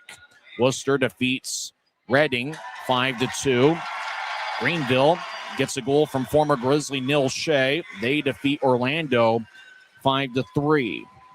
Dante Sheriff, who the Grizzlies had rights to him early in the regular season before he was traded for Stepan Timofeyev. Sheriff had a goal for Greenville as well. Indy defeats Kalamazoo 3-2. Griffin Ness, former Grizzly, had a goal for Kalamazoo. Florida defeats Jacksonville 4-2. Trois-Rivières shuts out Greensboro 6-0 to score there. In a shootout, Toledo defeats South Carolina 4-3. In overtime, Maine defeats Jeff Carr's Norfolk Admirals 3-2. And Cincinnati gets a 4-2 victory over the Iowa Heartlanders. News earlier this week kind of broke our hearts as the Iowa Heartlanders had announced that they're going to suspend operations for next season. As it's no secret they have had attendance issues over in Iowa ever since they came into existence 5 years ago. So the Iowa Heartlanders are taking next season off, and they're hoping to come back into this league for the 2027-28 season stronger than ever. When we come back, we'll go over the slate in the National Hockey League, and that includes the Grizzlies NHL affiliate, the Colorado Avalanche, as well as the Utah Mammoth, who are hosting the Pittsburgh Penguins. We'll come back and have scores from the NHL. As it's a festive atmosphere here in the first period at Maverik Center, as the Grizzlies and Oilers are tied at 1. This is the Utah Grizzlies Hockey Network. Since 1939, America First has helped people start businesses, buy homes and cars, and achieve their financial goals. Today, our top priority is still the financial success of you and your family, which is why we're giving new members $100 when they sign up for a basic savings and checking account, and another $100 when they upgrade to premium checking and enroll in and use direct deposit. So head to AmericaFirst.com today and join the credit union that always puts its members first. From commercial to recreational truck accessories, Mountain Land Truck Outfitters has got what you need. Flatbeds, spray and bed liners, lifts and leveling kits, wheels and tires. Mountain Land Truck Outfitters proudly uses a brand you know and trust. And with our experienced, knowledgeable, and friendly staff, your visit here will be informative and enjoyable. Stop into our convenient location in Provo at 265 South 100 West or call 801-225-4637 to get a quote for your fleet or individual truck. Mountain Land Truck Outfitters. After one period, we're tied at 1 between the Grizzlies and the Oilers. Tulsa got a goal from Ryan Lautenbach, his 7th of the year, and Maxim Barbashev scored his 6th of the season, 19:01 in. Earlier today, the Grizzlies NHL affiliate, the Colorado Avalanche, fall to Winnipeg 3-1. Martin Necas scored Colorado's lone goal, with Nathan McKinnon getting his 65th assist of the year and Kel McCarr getting his 48th. After one period, over at Delta Center, it's Dylan Gunther 2 and the Pittsburgh Penguins nothing, as Gunther has scored twice for the Mammoth. He got a 5-on-5 goal, 5:06 into the first period. And then Gunther added a power play goal, 6:37 in. Both of those goals are listed as unassisted. However, it said that the power play goal was a deflected shot, and so I can't imagine that's going to stay unassisted. But right now, 2 unassisted Dylan Gunther goals in the first period has Utah leading Pittsburgh 2-0, and kind of a tough break for those that bought tickets to the Mammoth and Penguins game and bought those tickets month in advance, hoping to see Sidney Crosby, who's out with a lower body injury. Remember, he has suffered that injury during the Olympics, and Evgeny Malkin is serving a 5-game suspension. So neither guy is in the Pittsburgh lineup tonight. That game is early in the second period, and the Mammoth lead the Penguins 2-0. Late third period, Blue Jackets and Flyers are tied at 1. Third period action, Dallas leads Detroit 2-0. Not many shots in that game. Just getting underway, the Kraken and the Canucks have no score. They're half a minute in Vegas. No score between Chicago and Las Vegas. Earlier today, Senators get a 2-0 shutout victory over the Anaheim Ducks. The Ducks are the NHL affiliate of the Tulsa Oilers. Linus Olmark picked up a 23-save shutout. Shane Pinto had 2 assists to lead the Ottawa attack. Ottawa 2, Anaheim nothing. In a shootout, Boston defeats Washington 3-2. The shootout game winner was scored by Fraser Minton. Rangers get a 4-2 win over Minnesota. How about this? Minnesota had a 48-18 shot advantage, but it was the Rangers. They get 4 goals on just 18 shots, and they defeat Minnesota on the road 4-2. Islanders defeat the Flames 3-2. Sabres get a 3-2 win over Toronto.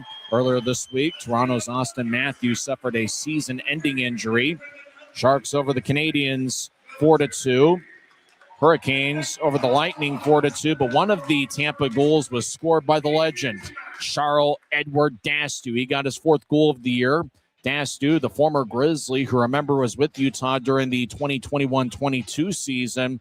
Dastu was the game's number 3 star, but Tampa did fall at home to Carolina 4-2. Dastu's goal was scored on a tip-in 15:31 into the second period. So that's certainly great to see, as Charles-Edouard Dastu is a Grizzlies legend and really the season he had. There's been so many great single seasons that Grizzlies players have had over the years. During the pregame, we went over all the 30-plus goal-scoring seasons, including Ryan Kanaswich, who had 48 goals and averaged about 2 points per game during the 2009-2010 season. But what Dastu did, in particular in that 2022 Kelly Cup playoffs, was the stuff of legends, where he had 19 playoff goals. He broke a single-season league playoff goal record. And remember, he's a defenseman, and he broke that record in about 2.5 rounds. As he had about 8 or 9 goals in that first-round series against Tulsa, where Utah won 4-3. And then he had a hat trick in Game 3 at Rapid City, but it was Game 2, where he scored the game winner with 7 seconds left in regulation to give Utah a 5-4 win. Dylan Fitz had 2 big third-period goals for the Grizzlies that night to keep Utah within striking range. So you can't forget about the contribution that Fitz made that night.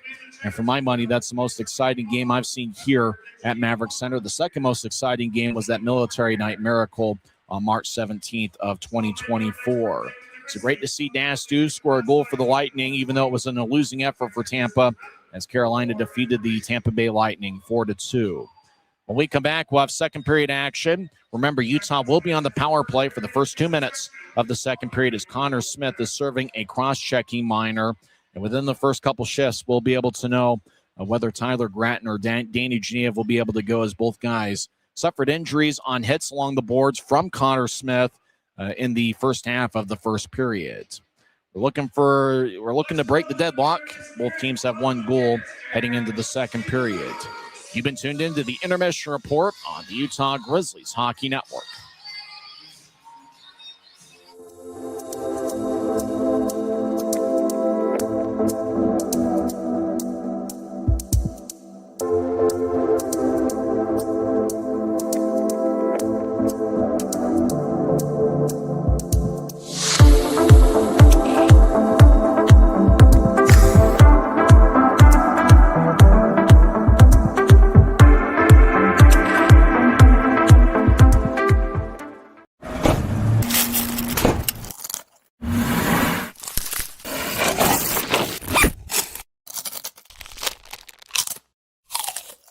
Since 1939, America First has helped people start businesses, buy homes and cars, and achieve their financial goals.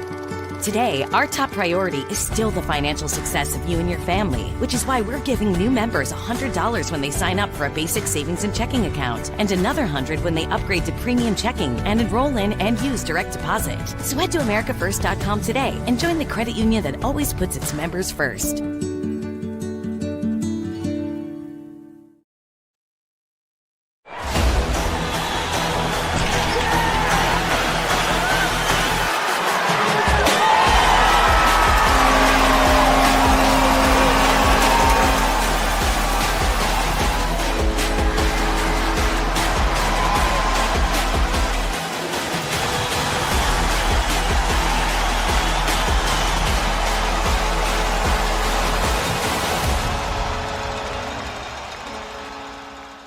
Les Schwab changed the tire game more than 70 years ago.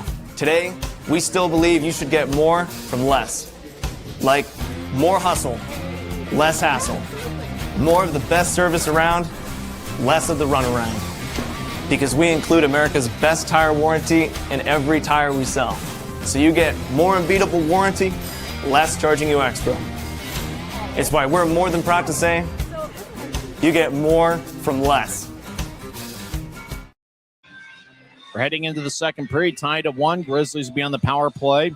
Danny Genev is standing next to the bench, so it looks like he'll be good to go for the second period. Not sure if we've seen the captain, Tyler Granton, though, as Utah will have a power play to start the second period, and that's going to be interesting to see how things can get jump-started here in the middle frame. As Luke Manning talking things over with Devin Freese, and I believe that Manning is going to take over Tyler Gratton's spot on Utah's power plays, and Gratton had been net front for Grizzlies power plays this season, so it looks like we'll see Luke Manning in front of Utah's net on this power play. Both teams had a goal in the first period as Maxim Barbashev found the back of the net, 19:01 in. He has a goal in back-to-back games. Utah will start out the second period with Evan Friesen taking the face-off. He's got Genev to his left and Manning to his right, and as well as Lepster and Hanson Bukata. That's a party of 5 on Utah's power play. Utah will be skating from left to right as we see it from high top section 114. Friesen wins a draw as Lepster will slide it back to Hanson Bukata as the Grizzlies will backpedal into their own zone. As Grizzlies get to neutralize, Friesen back to Genev, who had 2 goals on Wednesday night. He'll slide it to Lepster on the right wing who enters. Drops it for Manning as Manning spins around, skates towards the right corner, now feeds up top to Hanson Bukata, who directs it back to Manning. Manning surveys, now slide it to Genev in the left point. Now backed up top to Hanson Bukata over to Genev. Genev will skate towards Hanson Bukata and lay it for the Ohio State product. Hanson Bukata over towards Manning, back to AHB. He'll skate towards his left, slide it towards Manning off his stick, off the end boards. Manning gets it back and rolls it to Genev along the wall. Genev fires lefty shot that misses wide. Stick side on Vyacheslav Butyets. As Genev on the right side, just outside the circle, surveys. Now he fires lefty shot, saved by Butyets. And the puck is drifted off a Tulsa stick and it goes out to center ice. 1:05 left in the power play. HP feeds to the right wing for Genev. Genev enters slowly. Now he'll shuffle his feet towards right corner. Genev centers it, demanding lefty shot. See, rebound shot. Oh, the Grizzlies couldn't get the second shot off as McKee blocked it from Lepster, and Mike McKee will throw it all the way cross ice as Miska cuts it off near his net. So both teams will switch up skaters as Hanson Bukata, they'll move it to his left. Now he'll come off the ice, replaced by Salem. As Utah enters, Mikey Colella will throw it as it ricochets off a Butyet's stick, who tried to play it out of his net. As Barbashev gets hit in the right corner, battling with Fitz and another Oiler.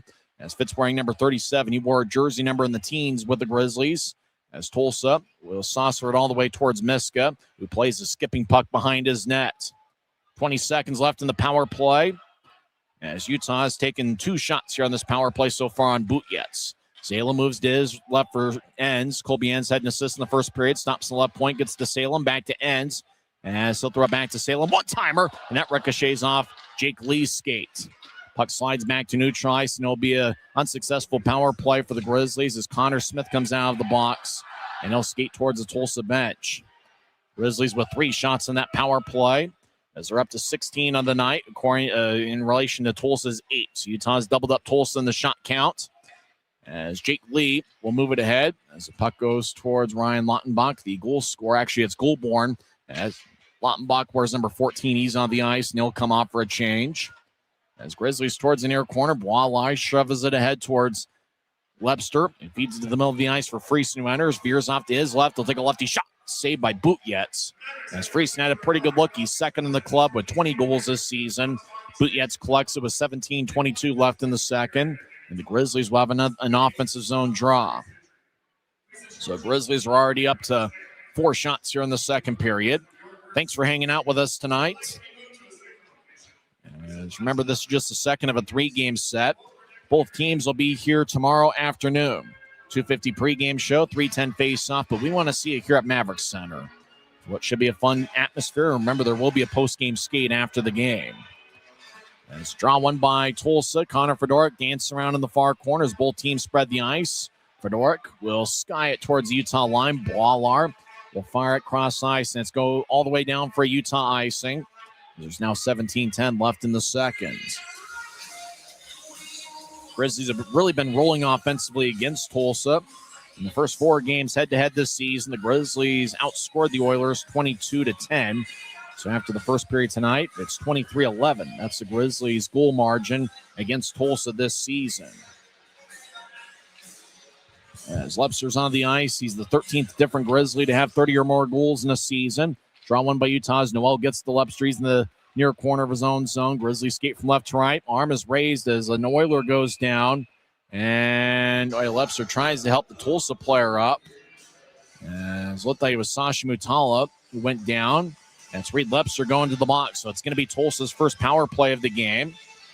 Let's see what the signal is as to what the penalty is on Lepster. Dylan Sater, the referee, with the call. High sticking's the call as Lepster got Sasha Mutala up high. Time of Lepster's penalty is 2:59 into the second period. As Lepster just tried to move the puck ahead, then on the follow-through got Mutala. He knew it. Everybody in the building knew it. Lepster wasn't even going to argue the case, and the fans usually get on the referees quite often here at Maverik Center, but even they don't voice their displeasure as they knew the high stick was there. So it's going to be a Tulsa power play. Oilers are 16.6 on the power play this year. Grizzlies' penalty kill is 78.9%. Tulsa's over in the left corner, 2-on-2 battle, as Luke Salem holding his ground as well as Maxime Barbashev. Tulsa feeds up top. Dougal Legron fakes it a shot, throws to Mutala. One-timer kicks off of Miska's right ankle. Watch out for Sasha Mutala. He could be a finisher on this power play. High slot, righty shot saved by Miska. Rebound, Miska dives to the far goal line, and he covers up. So it's pretty obvious who Tulsa wanted to go with on this power play is Mutala twice. Fired away on Miska. You know, the Grizzlies are pretty disappointed when Mutala decided to go play in juniors for that 2021-22 season. As the coaching staff at that time, Ryan Kanaswich and assistant coach Tegan Zahn, believed that Mutala could have had a big year for Utah. Face-offs in the right circle. 1:33 is left in Tulsa's first power play of the game. There's 16:34 left in the second. We're tied at 1. Oilers win the draw. Dougie Legron. He'll slide it towards his right. Legron, a Plano, Texas native. He'll move it to the left wing for Mutala. Back to Legron. He's in the high slot. Fakes a shot. Moves to the right circle. Now it goes back up top to Legron. He fires a righty wrist shot, and that's blocked by Friesen. Mutala gets up top to Legron. He's in the left point. He'll shuffle his feet to his right with the blue line at his ankles. Now he gets to the right wing as Tulsa gets it back up top to Legron over to Mutala. He'll look to center to ricochet off the backside of a Grizzly. Now the puck goes towards Hanson Bukata, who gets held up by Bakanov, who scored Tulsa's lone goal on Thursday. Now Tulsa comes up with the puck. Mutala, left circle, does the dance, skates to his right. Mutala fires a righty shot. Glove saved by Miska. And he will hold on as Mutala put together a pretty good patient move, skating to the middle of the ice. He found a good shooting angle and fired a quick wrist shot. And it was gloved by Miska with 15:52 left in the second. So there's 51 seconds left in Tulsa's power play. Looked like Owen Lindmark, who had a first period assist, was trying to redirect it. And Miska so far tonight has been alive, awake, and alert as he has saved 9 of 10. So faceoffs in the right circle. Tulsa made a line change, and so did the Grizzlies as Tulsa gets it up top. Oilers get it to Connor Smith, left wing. He tried to center it out in front towards Goulbourne and went past him. As the Oilers get it back to Mike McKee, he'll fire a lefty shot, and that's blocked. Now goes to the right circle. Tulsa still in the offensive zone. McKee, he fires lefty shot, saved by Miska in the butterfly, as he just crouched down and collected the puck about waist high. He holds on with 15:31 left in the second. After tonight, there's just 13 games left in the regular season. The Grizzlies will be home for 10 of those 13. Sunday afternoon is going to be a 3 o'clock start, and then next week the Grizzlies will have a 3-game road trip in Indy at Fisher's Event Center. It's the last road trip in Grizzlies regular season history. So that should be an interesting one. Evening games March 20th and 21st, and an afternoon affair on March 22nd.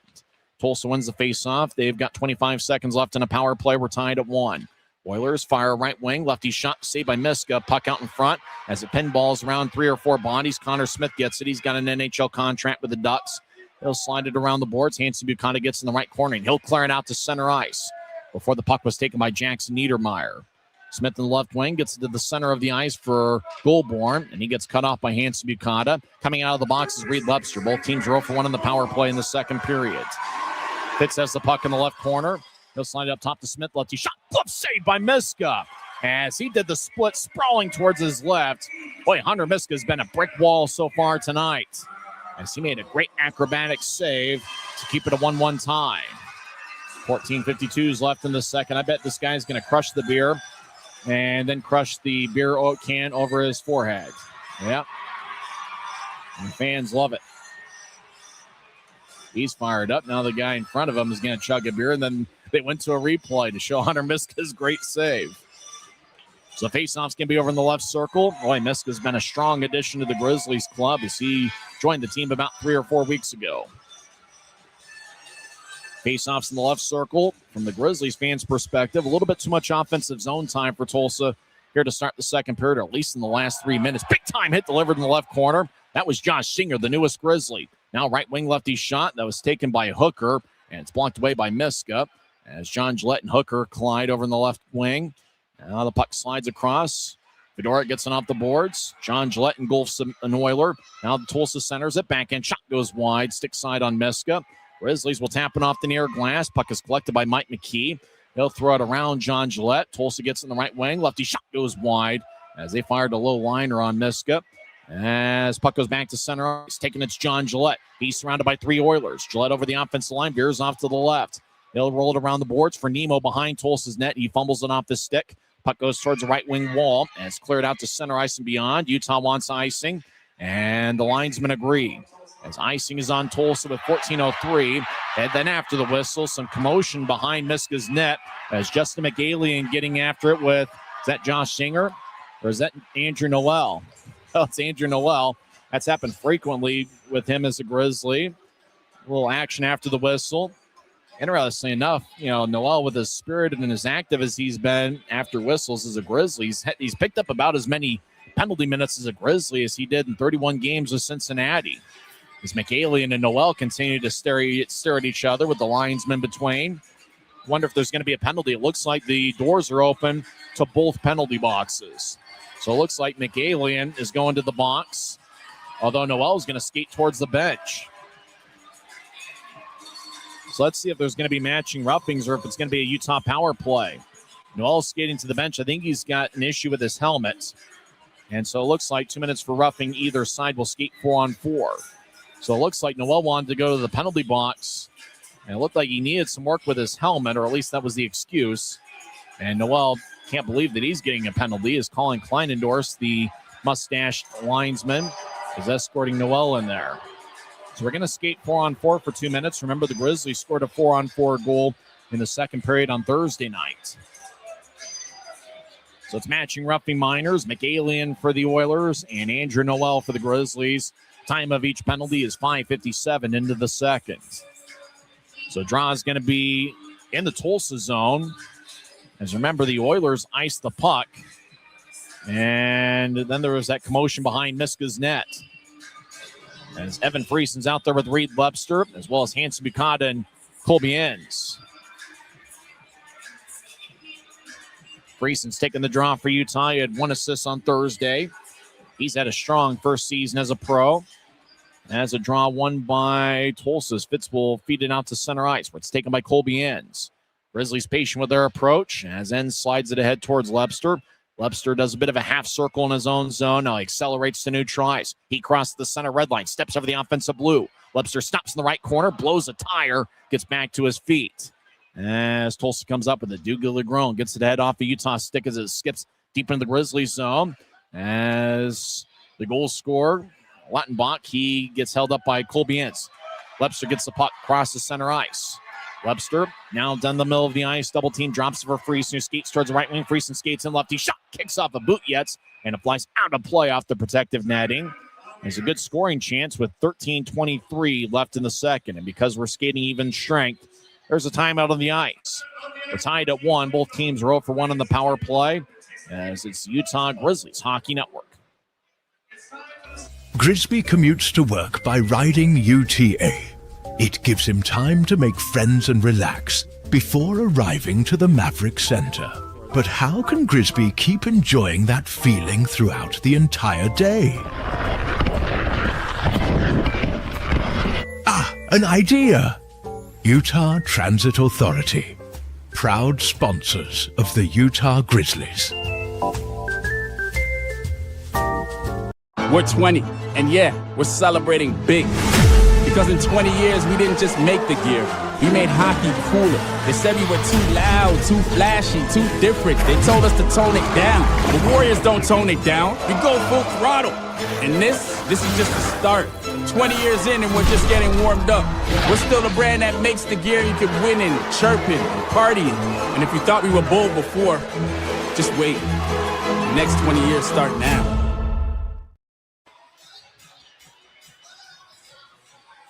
"13 minutes and 23 seconds left in the second period. Grizzlies and Oilers are tied at 1. Utah has outshot Tulsa 18-12.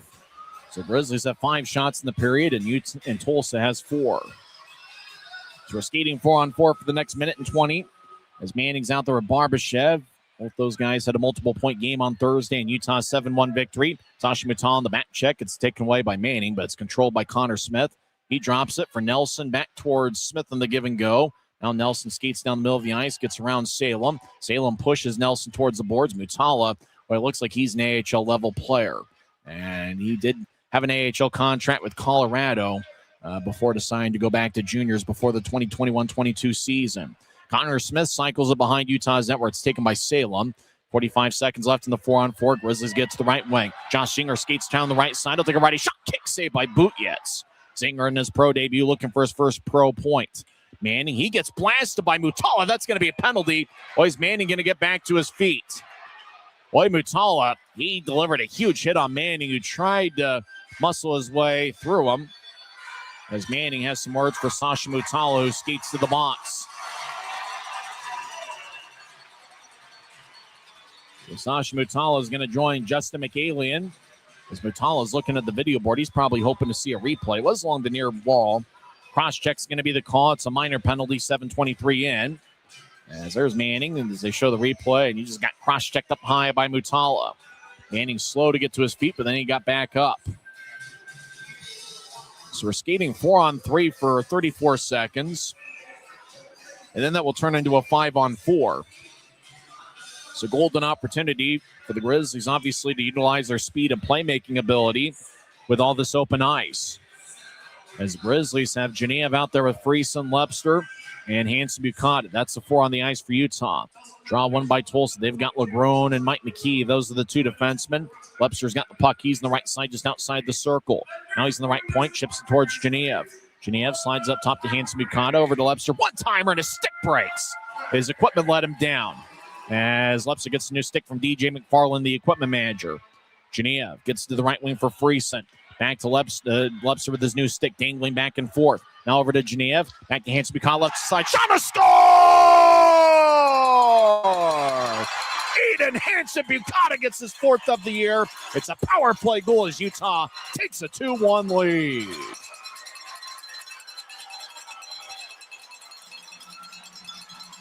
And that's another main assist for Danny Genev. He had the perfect accuracy on a pass, and he just fed Hanson Bukata, who was just hanging out in the left wing.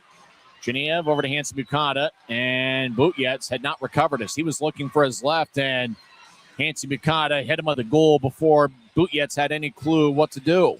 As Bootyets kind of moved to his left and had a tough time recovering back to his right. So AHB gets a 4-on-3 power play goal. It's his 4th goal of the season. Danny Genev gets his 20th power play assist of the year. And Reed Lepster with his new stick as he gets his 22nd assist of the year. So now we're skating 5-on-4 for the next 5 seconds. As Noel and McAley will come out of the box after serving their roughing minors. So the Grizzlies get a power play goal, and it's now 2-1. Noel's out of the box as well as McAley. As Noel will skate towards Utah's bench, McAley skates to the Tulsa bench. Left wing righty shot. That's blocked by John Gillette. As that shot was taken by Owen Lindmark. Tulsa's got the puck at neutral ice. Now they're back at their blue line. And as the fans are fired up here at Maverik Center with this outstanding Saturday night crowd. Taking the puck is Hanson Bukata. He'll saucer it near the Oilers bench where it's taken by John Gillette. John Gillette enters. He's out there with his brother Mike. John Gillette fires a lefty change up towards Bootyets. He makes a save about waist high. He holds on with 11:35 left in the second. So we've seen Genev out there, obviously, picked up the main assist on the Hanson Bukata shot. Unfortunately, we haven't seen Tyler Gratton after he got hit by Connor Smith about 3 or 4 minutes into the first period. So Grizzlies right now are rolling with 10 forwards with the older Grattan brother out of the lineup. So Genev will take the draw. Actually, it's Manning taking the draw. Genev's in the left wing. Barbashev to Manning's right. And a defensive pairing of Dylan Grattan and Matu Boilar.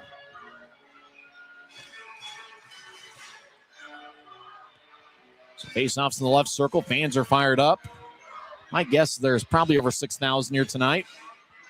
Maybe 6,500. We'll get the attendance total later on.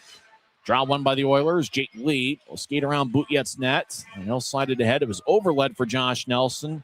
And icing is called on the Oilers. Looked like an Oiler was trying to hustle after there. But good job by Dylan Grattan to skate over there to get the icing called. Looked like McGaley with good speed was trying to negate the icing. But Dylan Grattan did a good job getting back defensively.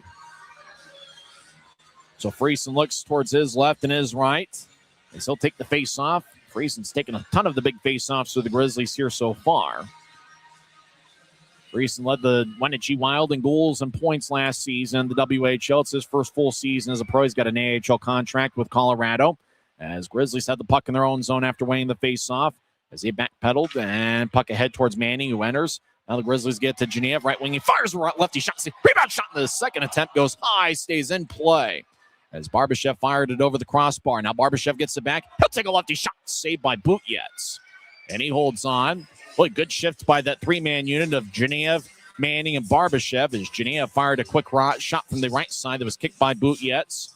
And Barbashev had a good look, and he fired it over the crossbar. But a productive shift by that three-man forward unit. Now the Grizzlies will switch up skaters. Lepster's out there with Friesen and Yevdokimov. So Friesen's getting double shifted. And Josh Singer, he's made a strong first impression. Looks like he's an explosive athlete wearing number 7. There's Lepster if you're watching on Flow Sports with the second period assist. He broke a stick early on that power play, and then later on in the power play, which is a 4-on-3 man advantage, picked up the secondary assist. Tulsa gets it ahead, but it ricochets off the skate at center ice. Now Utah's Yevdokimov skates in, drops it for Lepster on the right point. We're trying to get it back to Yevdokimov in the corner. It's picked off by Niedermeyer.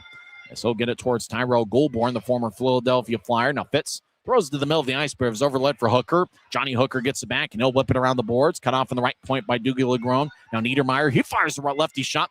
Saved by Miska. Everybody hacking away, but Zinger boxes out Hooker, and Miska covers up. Jackson Niedermeyer was a very productive player for Bowling Green last season. Looks like he's going to be a good pro. He was looking for his first pro goal, but he was denied by Hunter Miska. So we're about halfway through the scheduled 60-minute affair. Both teams had one first-period goal. As Ryan Lottenbach scored for Tulsa, 3:41 in. Grizzlies tied it up as Barbashev on a backhand shot from the left circle scored 19:01 in. The second period goal is an Aiden Hansen-Bukata power play goal, 7:52 in. It was a 4-on-3 power play goal assisted by Danny Genev, who picks up his team-leading 40th helper of the year, and Reed Lepster, who's got 22 assists on the season. Off the draw, Sasha Mutala. Righty shot goes wide. Glove side on Miska. As Mikey Colella slides to the middle of the ice. Mutala gets it back. Righty shot saved by Miska again. And he will hold on as Miska denies Mutala. I believe those guys were teammates with the 2020-21 Colorado Eagles. As Miska played in 9 games with the Eagles that year, and Mutala played a handful of games with Colorado as well. So faceoff's going to be in the right circle. There's 10:21 left in the second period. You wonder every time the Grizzlies with their power play potential, you wonder if the special team is going to make a difference, and it certainly has so far. The Grizzlies' power play goal is the difference in the game. Utah wins the faceoff. They're in their own zone. Noel will skip it. He was looking for Luke Manning, but it ricocheted off the Tulsa stick. Manning's my pick to click as he went to Air Force in St. Thomas as we're celebrating Military Night here at Maverik Center.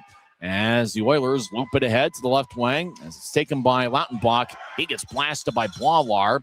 Now right wing Barbashev takes it away. The former Rangers draft pick, brother of Ivan Barbashev of the Vegas Golden Knights. Barbashev throws it to the middle of the ice for Manning and ricochets it off of Niedermeyer. As Manning overskates the puck at the Utah line, gets it back. Now he's spun around by Lautenbach. Manning will get to the middle of the ice for Boilar. The puck slides towards the Tulsa bench. As Boilar snaps towards his right. Genev tried to feed Barbashev out in front, taken away by Niedermeyer. Niedermeyer's cross-ice pass is picked off by Hansen-Bukata. as AHB tried to get to Genev on a cross-ice feed, and the puck went over Genev's stick. Tulsa re-enters. McNelly gets pinned to the boards, and the Grizzlies move it ahead. John Gillette, 2-on-2, crosses center ice, veers off to his left. Gillette accelerates over the offensive line, skates towards the corner, sweeps it in front to Mikey Colella. He'll drop it for Nemo. Nicholas Nemo skates towards the right side, gets it towards Mikey Colella. Lefty shot blocker saved by Bootyets. Now left wing lefty shot saved by Bootyets again. That second shot was taken by, I believe, by John Gillette.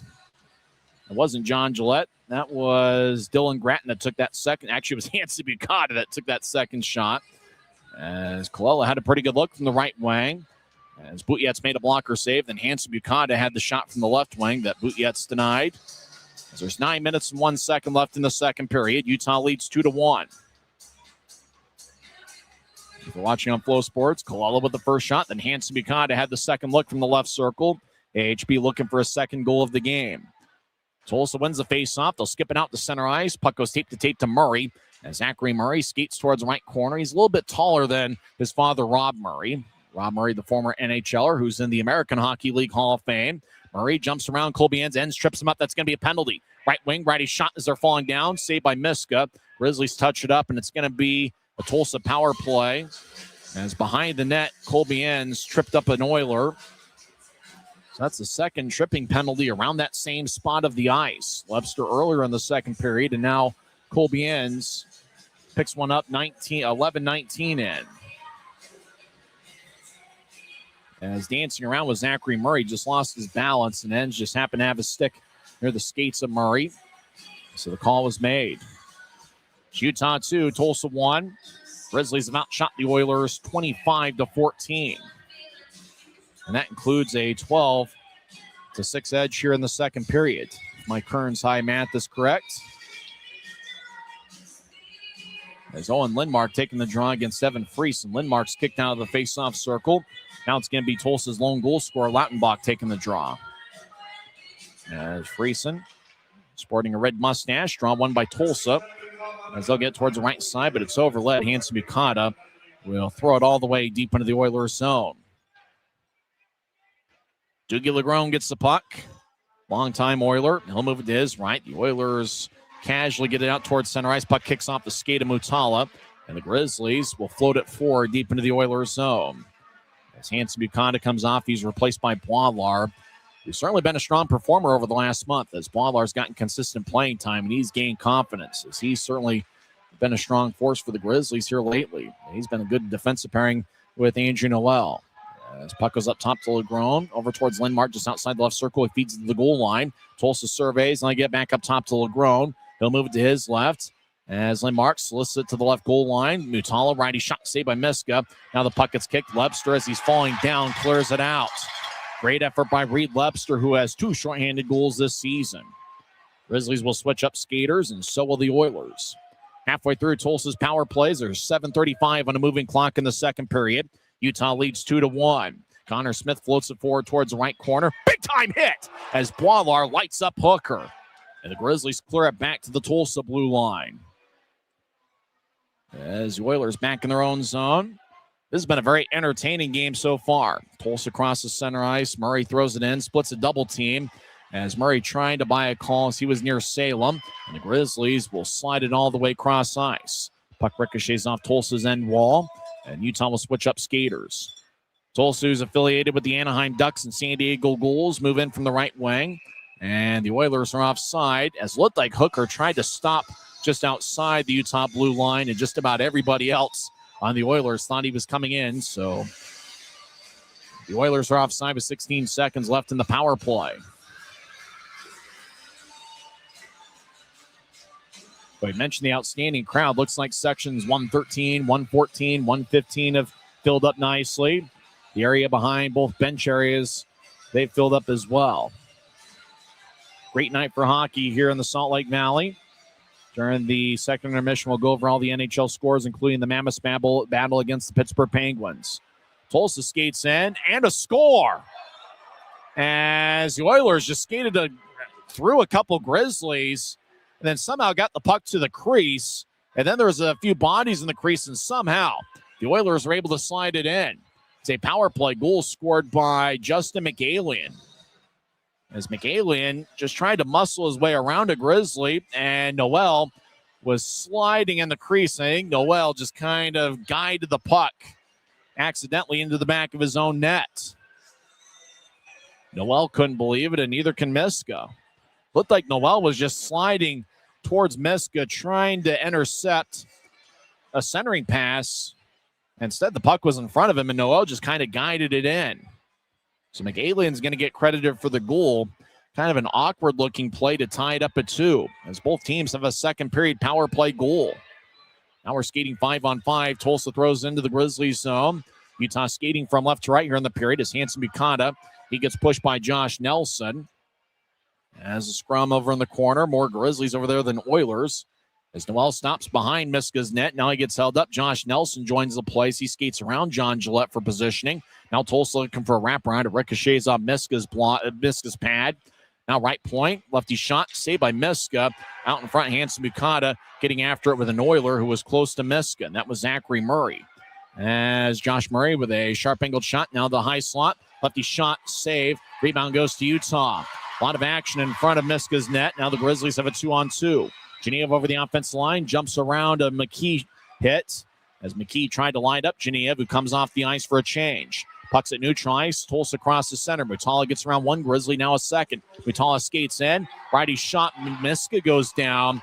Well, the Grizzlies going to find a way to protect Miska's net. He's been knocked around by the Oilers over the last couple minutes. So Utah's going to have to make sure that they protect their house when Oilers come in there pretty quickly. As Grizzlies at center ice, they'll throw it in. Puck ricochets off the top of the boards behind Butyetz's net. So we're tied at 2 with 5.5 minutes left in the second period. Action in the Oilers zone to the middle of the ice. Tulsa's Connor Smith will drag it out to center ice, dangling back and forth, gets around Zinger. Connor Smith gets around all the Grizzlies, but couldn't get a shot off. Now he feeds it out in front and sticked away by Utah. As Lepster takes it away from Lautenbach. Lepster races along the right wing as he dangles back and forth. Lepster centers it. Lefty shot by Yevdokimov goes wide. Boy, Lepster, he was looking for Yevdokimov the entire way. As Tulsa crosses center ice, they step over the offensive blue. Oilers to the right corner as Lautenbach. He gets held up by Hanson Bukata. Utah takes it away. Lepster off his skate. Tulsa gets it back. They race to the middle of the ice. As Fitz skates down the middle, he gets cut off by Hanson Bukata, who clears it off the far wing boards. The puck goes out to center ice. Tulsa re-enters. Dylan Fitz stops in the left point, trying to shovel it towards this slot, taken away by Hanson Bukata. Yevdokimov collects it, and he'll throw it back to Hanson Bukata behind Utah's net. 4:26 on a moving clock, second period. We're tied at 2. A lot of spirit and action here in this one, as the fans have seen an entertaining brand of hockey. Ends, zips it ahead, and ricochets off of Barbashev as he was trying to get at the center ice logo. As Utah taps the center ice pass from Tulsa away. Genev enters from the left wing. Still start to Barbashev, while Barbashev tried to drop it for Manning, but Manning was a little bit too far towards the right wing. Fitz boxes out Manning as both guys give each other some pleasantries with 4:04 left in the second as it's covered up by Butyets. Time out on the ice. Both teams have a second period power play goal. We're tied at 2. This is the Utah Grizzlies Hockey Network. From commercial to recreational truck accessories, Mountain Land Truck Outfitters has got what you need. Flatbeds, spray and bed liners, lifts and leveling kits, wheels and tires. Mountain Land Truck Outfitters proudly uses a brand you know and trust. And with our experienced, knowledgeable, and friendly staff, your visit here will be informative and enjoyable. Stop into our convenient location in Provo at 265 South 100 West or call 801-225-4637 to get a quote for your fleet or individual truck. Mountain Land. Les Schwab changed the tire game more than 70 years ago. Today, we still believe you should get more from less. Like more hustle, less hassle. More of the best service around, less of the runaround. Because we include America's best tire warranty in every tire we sell. So you get more unbeatable warranty, less charging you extra. It's why we're more than proud to say, you get more from less. Both teams are bringing it tonight as there's 4:04 left in the second period. Grizzlies with an offensive zone draw. Utah with a big shot advantage of 26-17. You got to credit the Oilers. They've certainly brought it as well. And that's part of what makes an entertaining game is you'd love to see some spirit and action from both teams. We've certainly seen that here so far. Both clubs have a goal in each of their 2 periods. As Manning will take the draw, Utah's down to 10 forwards. We haven't seen Tyler Gratton since the first 4 minutes of the game. Utah came in with 11. As Tulsa races to the middle of the ice, Fedorik with a lefty shot, and that one goes wide as he didn't get all of it as he was being chased by Andrew Noel. Action deep in the Grizzly zone. Tulsa gets the puck. So feed it up top to Fedorik. He fires lefty shot and a score. Connor Fedorik fired a low liner. The Grizzly was in the slot trying to block it, and it went all the way through and into the back of the net. As Fedorik gets his 4th of the year, and the Oilers take a 3-2 lead. Boy, just an old school slap shot that somehow found its way. It looked like Barbashev was down the middle of the ice, and he was laying, trying to block it. And I'm not sure if Miska saw it or maybe it ricocheted off of Barbashev, but either way, Connor Fedorik, kind of a routine-looking slap shot from the point. He was able to get it past Miska. So just like that, it's 3-2 Tulsa. And if it did redirect, it was redirected off a Grizzly, and so it is going to be Fedorik getting his 4th of the year. So the Grizzlies here in the next few shifts, we always talk about the important shifts being what happens after a goal gets scored, especially when you allow a goal. You want to come back with a couple hardworking shifts to get the momentum back, especially on your own home ice. As the Oilers lay it out in front after a long-range pass, Grizzlies come back the other way. Utah crosses center ice. John Gillette gets it swept away by Mike McKee. Both guys wear number 24. Now the Oilers will tattoo it off the near boards. As shoveled ahead by Javits, the former Norfolk Admiral, as German Javits. And he was an active player for Norfolk last season. As the puck goes out to center ice, Nemo has it. Steps over the offensive blue, wearing number 8, drops it for Salem. He takes a lefty shot, and it's blocked by the stick of Jake Lee. As the Oilers will float it back into the Grizzly zone, run down by Salem. As there's less than 3 minutes left in the second period. Salem zips it angle right, looking for Yevdokimov. A ricochet off Jake Lee's stick. As Lee skates around his own net to the far side, he'll slide it up and not out. Taking the puck's hands from Mukana, gets it towards Lebster, who dances back and forth towards his right. As Lebster back in the right point. He'll feed it to Enns in the corner. Enns back to Lebster. Righty shot saved by Butjetz. As Butjetz did a good job holding on to the near post, not giving Lebster much to shoot at. And Butjetz, a pretty big goaltender, listed at 6'4", and he looks every bit of that. As Utah is back in their own zone, Enns feeds to Lebster. Now back to Enns in front of Miska's net. Good thing Enns played that in front of the crease, or else if it slid past him, could have been a Tulsa goal. Grizzlies enter from the left wing. Janea trying to feed it out in front of ricocheted off an Oiler, and Sasha Mutala comes up with it. Tulsa in a white jersey, red numbers, and a little bit of navy blue mixed in. Skating in, Lattenbach, righty shot, saved by Miska. Puck hit the opposite neutral ice. Tulsa gathers it as Niedermeyer, Jackson's his first name, he gets blasted by a Grizzly, and that's Barbashev as Miska plays behind his net. Grizzlies switching up the forward units quite a bit here with just 10 forwards right now. Manning off the stick, he regathers it in the far corner. Tried to center it to Geneva. Geneva batted it, and he couldn't quite connect on it as Butjetz batted it off his stick, and then Geneva had a chance about waist high. Tulsa back at center ice. They have a 3-on-2 if they want it. Fits over the offensive line. Right side slides into the circle. Righty shot. Kick save by Miska. Rebound goes to Boilar. And he will float it high into the air just under the video board. Puck will bounce next to Barbashev, who gets the puck in the offensive zone. Centers it to Geneva, who gets pushed in the back. As Schoolborn divorced Geneva from the puck. Now it's taken by Zachary Murray. Skates towards the right circle, trying to chip it towards the middle of the ice, and was batted at waist high by Dylan Gratton. Puck is floated to center ice, taken by Tulsa. 1 minute remaining in the second period. Thank you, Mark. As Grizzlies back at neutral ice. Now puck goes over to Mike McKee at the Tulsa line. And you heard Mark Larson. There's less than 1 minute left in the period. Ahead to Murray. Skates on the middle of the ice to take a lefty shot. Saved by Miska. And he will hold on with 46.1 seconds left. As the Oilers with a pass down the middle of the ice to Murray, who had a pretty good look looking for his 3rd of the year. And Miska denied him with 46.1 seconds left.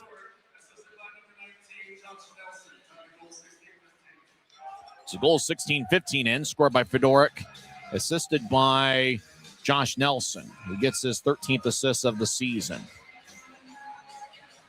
So it's 3-2 Oilers. And you got to hand it to Tulsa after kind of a clunky effort on Thursday. They put together a good 40 minutes. And they're led by a pretty good head coach who's been around a long time in Rob Murray.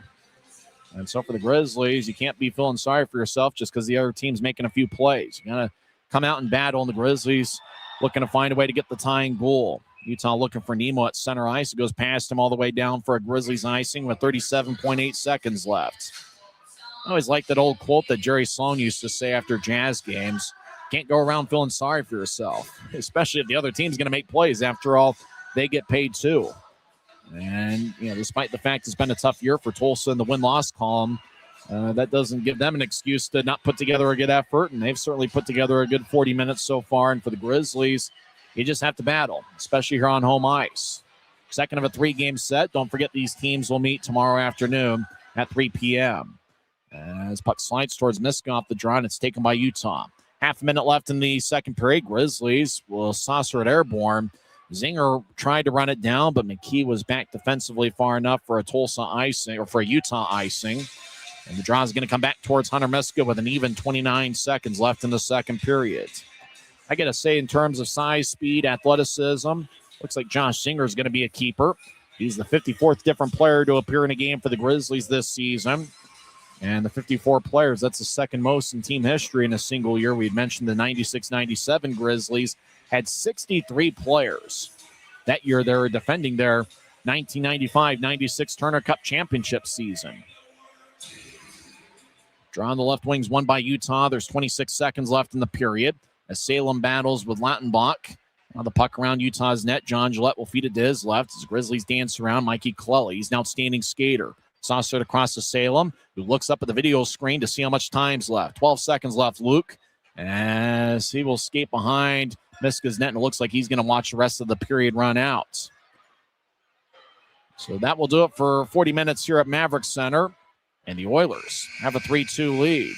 Both teams had a second period power play goal, and the difference in the game was the lefty slap shot. It was a low liner by Connor Fedoruk. And the shot just had eyes and found its way into the back of the net. 16-15 into the second. Grizzlies have a 27-22 edge in the shot count. Both teams had 14 shots in the second period.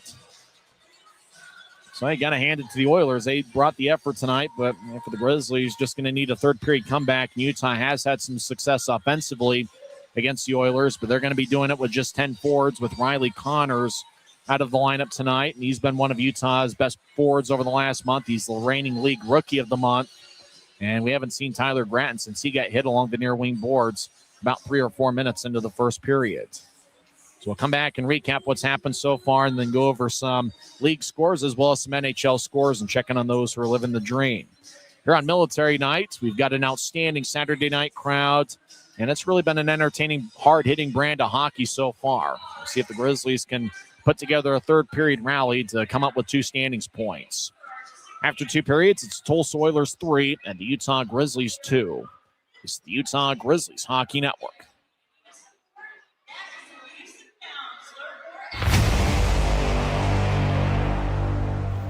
Tonight's game is brought to you by the ECHL, celebrating its 38th season of affordable family entertainment.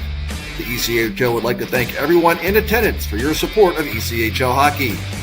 The ECHL would also like to recognize the following league sponsors: AMI Graphics, exclusive signage provider; Athletic Knit, official jersey supplier; Baron Rings, official championship ring supplier; BFL Canada Insurance and Sutton Special Risk, sponsors of the 2026 ECHL Hall of Fame induction ceremony; Dash, official mobile auction platform; The Fairley Group, official commercial insurance provider; Flow Sports, exclusive streaming provider; Hotel Planner, official hotel reservations partner; Howie's Hockey Tape, exclusive hockey tape and lace provider; In Glasgow, exclusive puck provider; Prolific One, exclusive secondary ticketing partner; and Warrior, exclusive on-ice equipment provider and title sponsor of the 2026 ECHL All-Star Classic.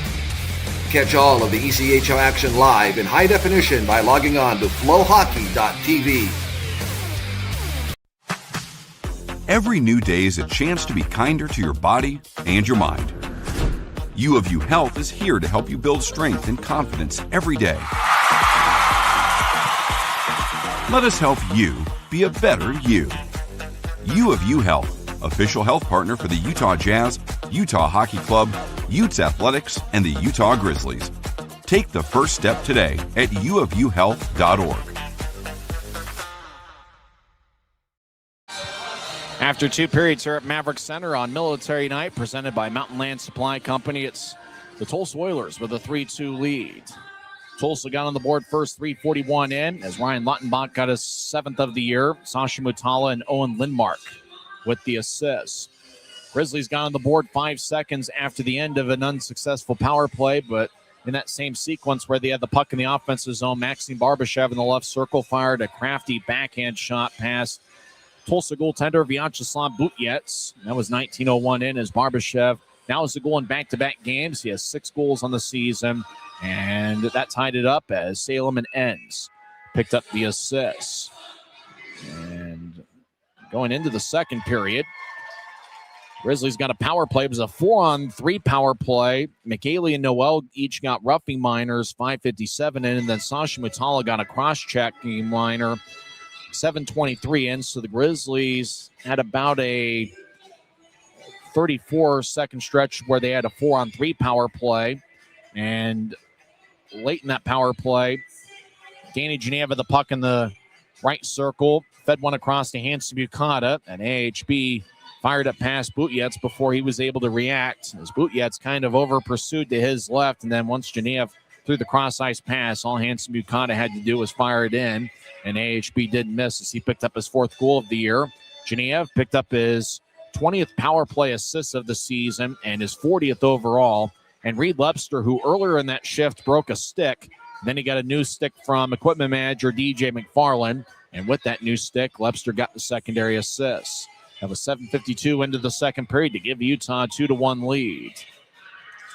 Tulsa tied it up on kind of an awkward-looking play as McAlien was skating in and just kind of had the puck trickle in front of him. Andrew Noel was diving in front of the crease to try to cut off a centering pass or maybe block a shot. And then Noel just kind of guided the puck. His momentum, he was sliding into the crease, and the puck just with that momentum from Noel, it just kind of moved into the back of the net. McAlien gets credited for a 6th goal of the year. Josh Nelson and Zachary Murray each picked up an assist, and that tied it up. It was a power play goal, 13-10 into the second period.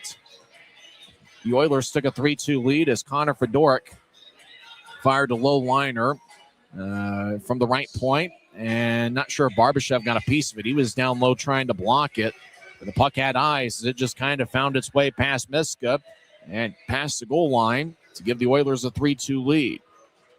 Fedoruk got his 4th goal of the year. Josh Nelson with his 2nd assist of the second period, and Mike McKee picked up his 12th assist of the campaign. So that made it a 3-2 game, and that's where we sit through 40 minutes of play. According to the scoreboard, it looks like Grizzlies have 27 shots and Tulsa has 22. However, if you're on the box sheet, and I think they're still adding shots on the box count, I think both teams had 14 shots in the second period. If you're watching on Flow Sports, there's the second period stats. Of the 14 shots the Grizzlies had in the second period, 7 were considered to be scoring chances, and that's the same total for Tulsa. 7 scoring chances on 14 shots. Both teams won 12 faceoffs in the second period.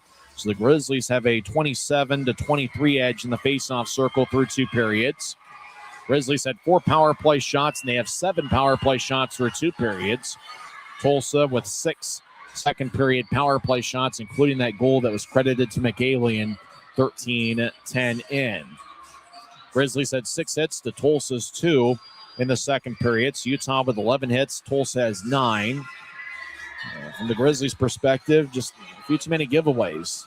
5 more in the second period. They have 10 through 2 frames, and Tulsa had 3 giveaways in the second period and a total of 5 through 2 frames. In terms of the shot count, it's been very balanced from the Grizzlies' attack. Colby Enns had 3 first-period shots, and he still is tied for the club lead, along with Aiden Hanson-Bukata, who had 1 goal on 3 shots. Danny Geneva, for the 47th time this season, has taken 3 or more shots in a game, and he has 3 through 2 periods. Maxim Barbashev, 1 goal on 3 shots to lead the Grizzlies. A bunch of Utah players with 2 shots, as well as a handful more that have 1 shot through 2 periods. For Tulsa, Sasha Mutala leads the way with 6 shots. Jackson Niedermeyer has 4. 2 shots each for Connor Fedoruk, who's 1 for 2 on shots tonight as well. And that's the same case for Justin McAlien. Zachary Murray, 0 for 2 on shots this evening. Goaltending matchup, Hunter Miska saved 19 of 22. And for Tulsa, Vyacheslav Butyets has saved 24 of 26. It's anybody's game. Tulsa leads 3-2 as the Grizzlies are going to be looking to come out strong in the third frame. Other action across the league, Grizzlies will certainly be rooting for the Kansas City Mavericks. They're at Tahoe. And good news, Grizzlies fans. Early second period, Kansas City leads Tahoe by a 4-0 score. Now it's 5-0 as Bobo Carpenter just scored. And so we're under 5 minutes into the second period. Kansas City leads Tahoe 5-0 as the Mavericks have gotten goals from 5 different players. Halfway through the third period, Wichita and Rapid City are tied at 2. I think based on the Grizzlies being near them in the standings, I think they're hoping that regardless of who wins, they hope that game ends in regulation. Wichita and Rapid City played an overtime game earlier this week. Bloomington gets a 3-2 overtime win over Fort Wayne. Porter, who did not play in any of the games against Utah this season, scored the game winner, 1-11 in for the Bloomington Bison. Wheeling defeats Adirondack 4-2. Worcester gets a 5-2 victory over Reading. Greenville gets 1 goal from former Grizzly Neil Shea. He scored 16-27 into the second. Greenville defeats Orlando 5-3. Indy gets a 3-2 victory over Kalamazoo. Former Grizzly Griffin Ness had one of the Kalamazoo goals. Florida gets a 4-2 victory over the Jacksonville Icemen. In net for Florida was McClellan, as it looks like Will Cranley is not on the current Florida roster as he wasn't one of the 2 goaltenders at Trest. Trois-Rivières shuts out Greensboro 6-0. Toledo gets a 4-3 shootout win over South Carolina. Maine in overtime defeats Jeff Carr's Norfolk Admirals 3-2. And Cincinnati gets a 4-2 victory over Iowa. When we come back, we'll go over the NHL scores, including the Colorado Avalanche and their battle with the Winnipeg Jets, as well as the Utah Mammoth, as they are at home taking on the Pittsburgh Penguins. After 2 periods, Tulsa leads Utah 3-2. It's the Utah Grizzlies Hockey Network. Since 1939, America First has helped people start businesses, buy homes and cars, and achieve their financial goals. Today, our top priority is still the financial success of you and your family, which is why we're giving new members $100 when they sign up for a basic savings and checking account, and another $100 when they upgrade to premium checking and enroll in and use direct deposit. So head to AmericaFirst.com today and join the credit union that always puts its members first. Grisby commutes to work by riding UTA. It gives him time to make friends and relax before arriving to the Maverik Center. But how can Grisby keep enjoying that feeling throughout the entire day? An idea! Utah Transit Authority, proud sponsors of the Utah Grizzlies.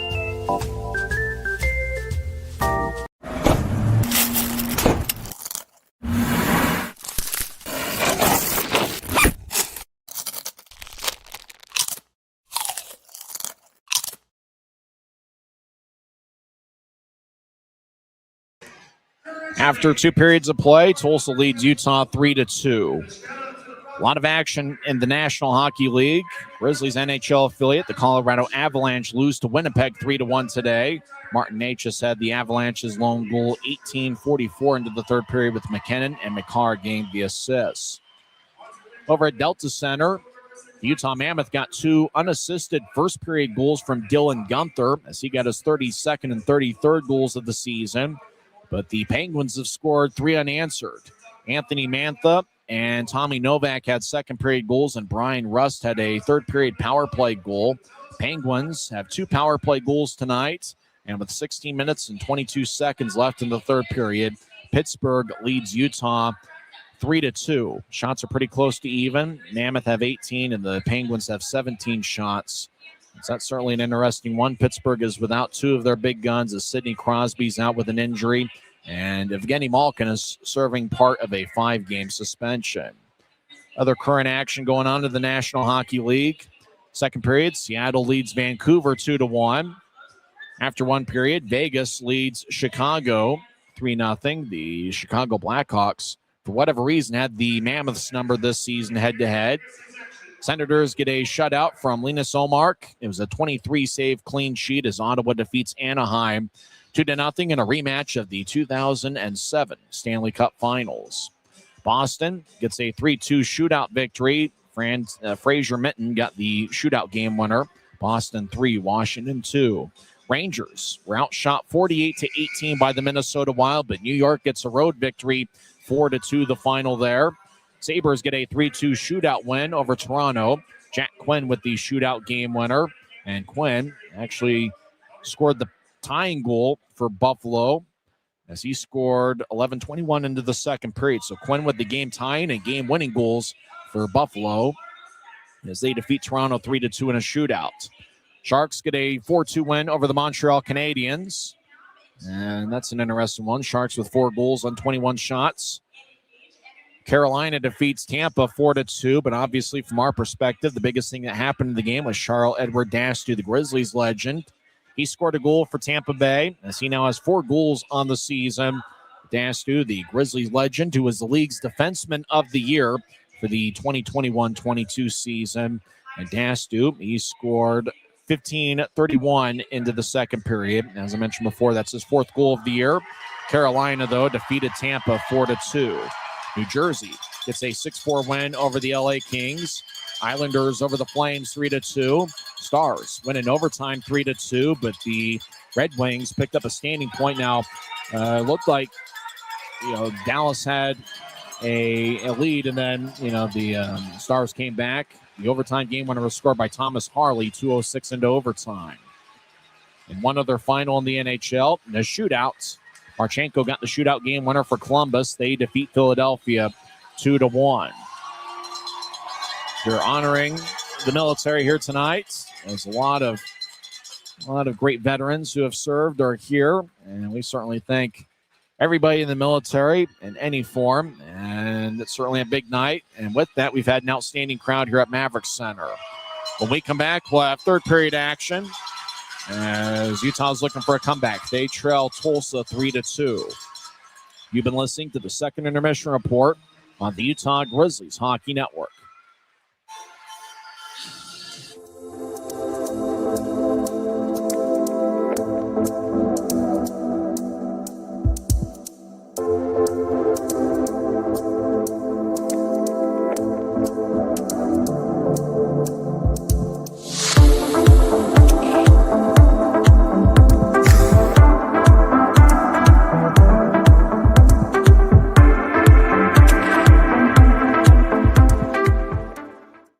We're 20, and yeah, we're celebrating big. Because in 20 years, we didn't just make the gear. We made hockey cooler. They said we were too loud, too flashy, too different. They told us to tone it down. The Warriors don't tone it down. We go full throttle.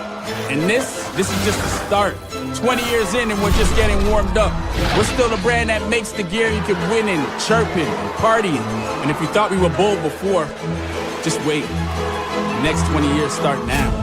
From commercial to recreational truck accessories, Mountain Land Truck Outfitters has got what you need. Flatbeds, spray and bed liners, lifts and leveling kits, wheels and tires. Mountain Land Truck Outfitters proudly uses a brand you know and trust. And with our experienced, knowledgeable, and friendly staff, your visit here will be informative and enjoyable. Stop into our convenient location in Provo at 265 South 100 West or call 801-225-4637 to get a quote for your fleet or individual truck. Mountain Land Truck Outfitters.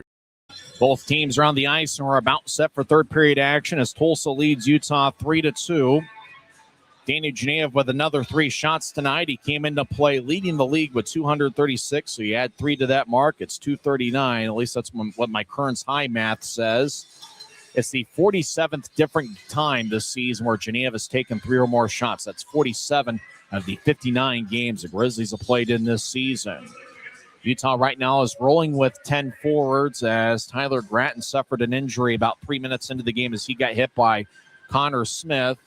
Geneva got hit by Smith a couple minutes after that and missed a good portion of the first period. But he played in the second period and picked up the main assist on Aiden Hansen-Bukata's second period power play goal.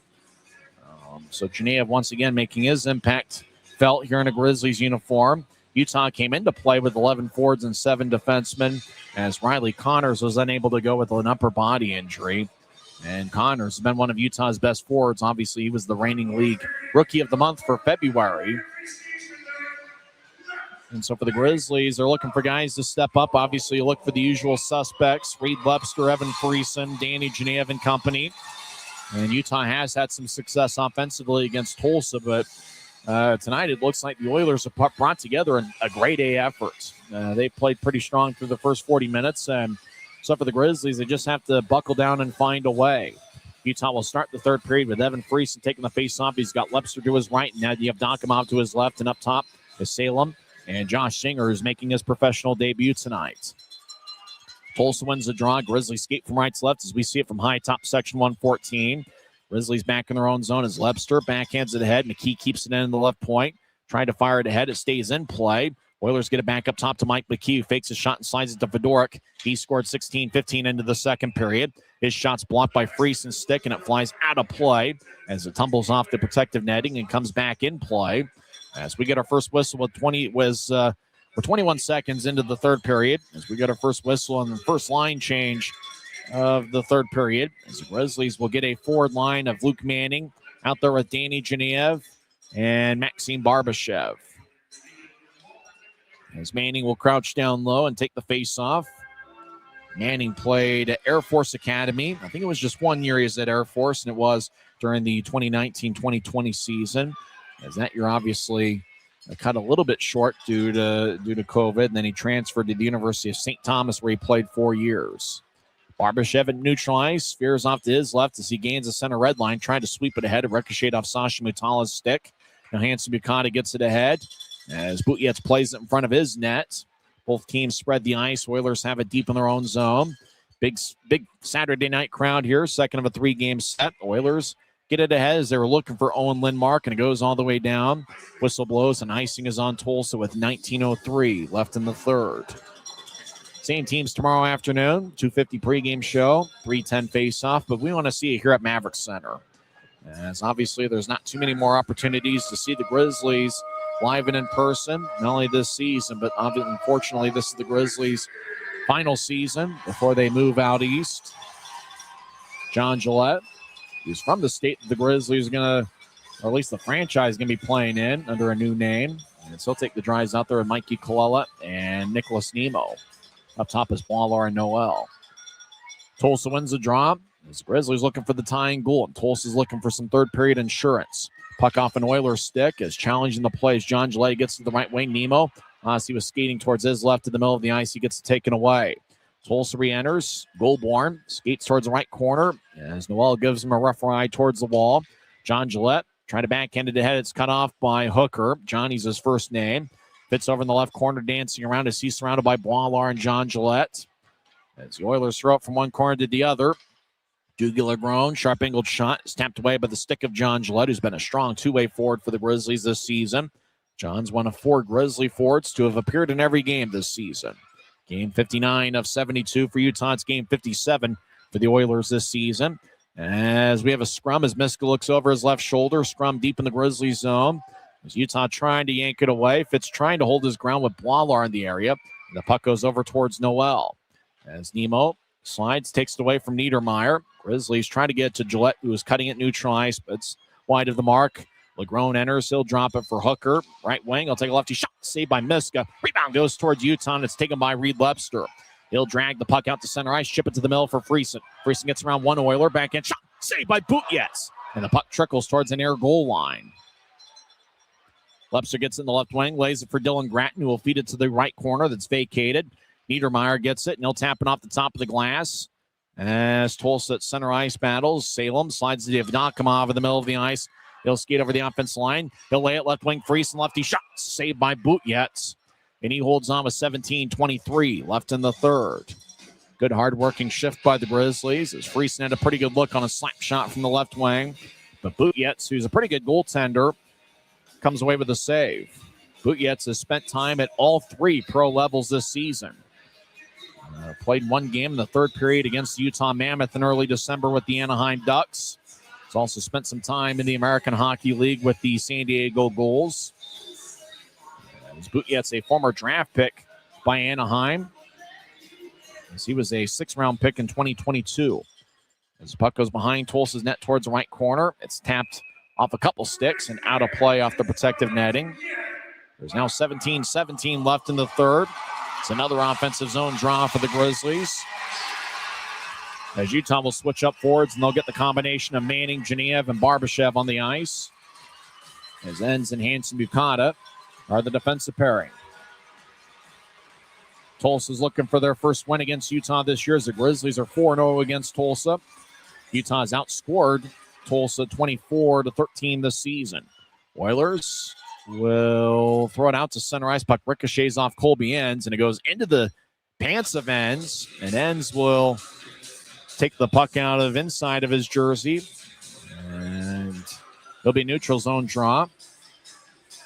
As puck was skied, and then Enns was near the Utah blue line. Puck just went right into his pants. So Manning will take the draw for Utah as he crouches down low. Manning's first pro game was with the Grizzlies about 2 years ago, and it was on Military Night. And that was the Military Night miracle where the Grizzlies had the 3-goal comeback against Norfolk. Enns tried to get to Geneva, but it was overlet for him, and it goes down for a Utah icing as there's now 17:01 left in the third. You know, the 2 games that really stand out in my mind over the years, at least in recent memory, obviously that 2022 playoffs where the Grizzlies won 5-4 in Game 2, and where Dashy scored the game winner with 7 seconds left. But then that Military Night miracle about 2 years ago, that's about as fun a game as I've seen as the Grizzlies that night also got a 5-4 victory. Very sharp-looking specialty jerseys that are being bidded on the Dash auction app. Puck to neutral ice. Danny Genev gets it. He's got a breakaway. Genev skates down the middle back, and Charlie scores! Danny Genev gets his 20th of the year. Give him the Rookie of the Year award right now as he ties it up at 3. That's your Rookie of the Year in the league. There's no doubt about it. As Genev now has another multiple-point game. Loose puck at center ice. Genev won the foot race with Lee. Then he had a breakaway, put together a beautiful backhand shot that went glove side past Butjetz. And the first-year pro from Penn State's been unbelievable. As Genev down the middle, put together a nice move as Butjetz just couldn't slide to his left fast enough. Genev was the number 1 star on Thursday night with 2 goals in Utah's 7-1 victory. And Danny Genev has contributed heavily to Utah's last 2 goals. And primary assists on Aiden Hansen-Bukata's power play goal in the second period, and Genev unassisted, 3:07 into the third period. And we might as well just say it right now. He's the league Rookie of the Year. No question about it. Hand him the trophy right now. As puck goes deep into the Oilers zone. Looks like Utah's called for icing. As the puck, is it going to be a center ice face-off, or is it going to be in the Grizzlies zone? Looks like instead of icing was offside, so it's going to be just outside the Tulsa line. Every single game, seems like Danny Genev does something. And honestly, every single game, it seems like he does multiple things and does them very well. Not a very big guy, but Genev just continues to make plays. And as the Grizzly took a spill after the face-off, and Tulsa will yank it out to center ice, and it ricochets off the Mike Gillette stick. So we're tied at 3. This is anybody's game as Genev scored unassisted, 3:07 in. Tulsa throws it deep into the Grizzlies zone. Miska will fire it off the boards. Mike Gillette in the area along with Josh Zinger in his pro debut. Puck ricochets off John Gillette's stick. Salem skates around his net to the far side. We played about 4 minutes of this third period, and we're tied at 3. As Utah has goals from Barbashev, Hansen-Bukata, and Genev.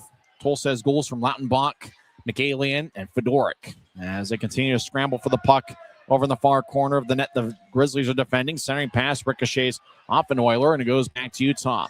Josh Zinger moves it ahead from blue line to blue line off the boards to Nemo. They're trying to get it back to Zinger, and it's taken away by Tulsa. And they'll float it forward towards the Utah line. Puck is taken by John Gillette ahead towards Nemo. Off his stick as Nemo got spun around. Actually, it was Noel that tried to lead it towards Nemo. And Miska throws it towards the far corner. As Boilar gets hit, Noel skates around Utah's net. Look for an outlet pass as he trying to get to Mike Gillette, but it goes past him all the way down for a Utah icing. So there's 15-17 left in the third period. We could spend about 3.5 hours on the accomplishments of Danny Genev this season as he scored on his 4th shot tonight. Wait, what can you say? Danny Genev's got 2 hat tricks this year. Leads all defensemen in goals, in points and assists. He's up there in goals. And right now, he came into play 3rd overall in points. And obviously, he picked up another 2 tonight. Tulsa wins the draw left wing. As they'll throw it to the corner as Tulsa now skates back towards the left point. They skate from left to right here in the period. Oilers throw it to the middle of the ice. Zachary Murray, lefty shot goes wide. Murray thinks he got hit with a high stick, no call. Now right wing, Legron's shot, and that one kicks off of Mike Gillette. We get a whistle, and Mike Gillette, actually it looks like Murray thinks he was hurt. They are going to call the high stick. As Mike Gillette, he disagrees, but it's going to be a Tulsa power play. As Gillette gets 2 minutes for high sticking. As Murray felt that he got hit up high. It didn't seem like the call was made initially, but then as Mike Gillette, as Murray was falling through the shot, Gillette got him. But it didn't look like the call was made until Murray started to plead his case. Time of Mike Gillette's high stick is 4:59 into the third. Both teams with 1 power play goal tonight. It's anybody's game as we're tied at 3. Grizzlies and Oilers. Face-off won by Tulsa. As Niedermeyer feeds to the right wing for Lautenbach. He scored the first period goal for Tulsa. Back to the right goal line, back to Lautenbach. He'll slide it up top as Niedermeyer in the high slot. He's an offensive-minded defenseman. Over to Lautenbach. He moves to the left wing. Back to Niedermeyer. One-timer. Kick save by Miskoff, his left pad. Lautenbach gets it back in the right point. Tulsa slides it across. They're 16.6% on the power play this year. Niedermeyer over towards Lautenbach. He's just outside the right circle, dangling back and forth. Throws to the right wing. Siren pass is swung and missed. Goes up top to Niedermeyer. He centers it. It ricochets off of Bakinov's stick. And the Grizzlies clear it out. Grizzlies will switch up skaters and get 4 fresh tires on their penalty kill. Tulsa to the right wing. Niedermeyer make that Lautenbach. He'll bounce it in like a basketball and chase after it. As Barbashev gets it in the far corner. As he'll race out to center ice, 2-on-2 across center ice. Barbashev accelerates over the offense line, gets around Niedermeyer. Now Barbashev in the right corner slides it up top, and it goes right to an Oiler. Tulsa at center ice, Lautenbach across the center ice, and he'll whip it around the boards. Mutala gets there about the same time as Boilar. Manning nearby along with Barbashev, and Oiler takes a spill near Barbashev. Now the puck slides up top. Tulsa gets it. Niedermeyer feeds it back to the left wing. Now the Oilers slide it towards Lautenbach. He's on the right side, just outside the circle. Up top to Mutala. He's in the right point. Sasha Mutala just signed with the Oilers today. He'll throw it to the high slot. Now back to Mutala, the former Grizzly. He'll get to the right goal line. Tulsa feathers one out in front. Back end shot save. Rebound shot save by Lindmark. Now to the right wing. Shot. That's blocked as well. Now the puck to the right wing for Mutala. He gets it across left wing. Righty shot. Actually, it's a righty pass swung in. Now Bakinov, he falls down. Now left wing. Shot. That's blocked. And the puck is cleared out. Great effort by Maxime Barbashev and company. And that strong penalty kill gets a standing ovation from the Maverik Center crowd. And Mike Gillette's out of the box. We're still tied at 3. Successful penalty kill. Tulsa whips it around the boards. Ricochets off of Miska's stick. And the puck is floated towards center ice. Taken back by Dougal Legron, who backpedals towards his blue line. He'll shuffle it ahead towards Fitz off his stick. As deep in the Grizzly zone, Utah throws it up and not out. Oilers trying to get to Fitz. It's tapped away. Utah slides the center red line. As Mike Gillette drops for his brother John. John Gillette will throw it in. It's quickly recovered by Tulsa. Oilers look for Fitz. It's picked off by ends just outside the Utah blue line to move it ahead. Grizzlies over the offensive blue. Mike Gillette fires a righty changeup on Butjetz. And he will make the stop in the butterfly with 12:22 left in the third. Danny Genev, what can you say? He gets a unassisted goal, 3:07 in. Grizzlies were outstanding on the last penalty kill. We've got a great game here at Maverik Center. We're tied at 3 with 12:22 left in the third. It's the Utah Grizzlies Hockey Network. Every new day is a chance to be kinder to your body and your mind. U of U Health is here to help you build strength and confidence every day. Let us help you be a better you. U of U Health, official health partner for the Utah Jazz, Utah Hockey Club, Utes Athletics, and the Utah Grizzlies. Take the first step today at uofuhealth.org. Les Schwab changed the tire game more than 70 years ago. Today, we still believe you should get more from less. Like more hustle, less hassle. More of the best service around, less of the runaround. Because we include America's best tire warranty in every tire we sell. So you get more unbeatable warranty, less charging you extra. It's why we're more than proud to say, you get more from less. We're tied at 3 as there's 12 minutes and 22 seconds left in the third period. And what has turned out to be a very entertaining hockey game.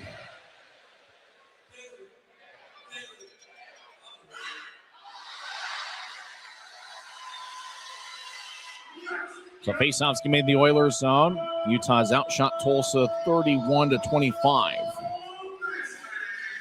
Both teams are 1 for 3 on the power play. Grizzlies had a very strong penalty kill. Tulsa had some good looks, but they kept it a 3-3 game. Kevin Friesen will take the draw for Utah as he's out there with Maxime Barbashev and we believe Danny Genev. And up top is Granton and Josh Singer. And it's a night Josh Singer will never forget as he's making his pro debut. Josh Nelson will take the draw for Tulsa as it's anybody's game. Utah's looking for their 5th straight victory this season over the Oilers.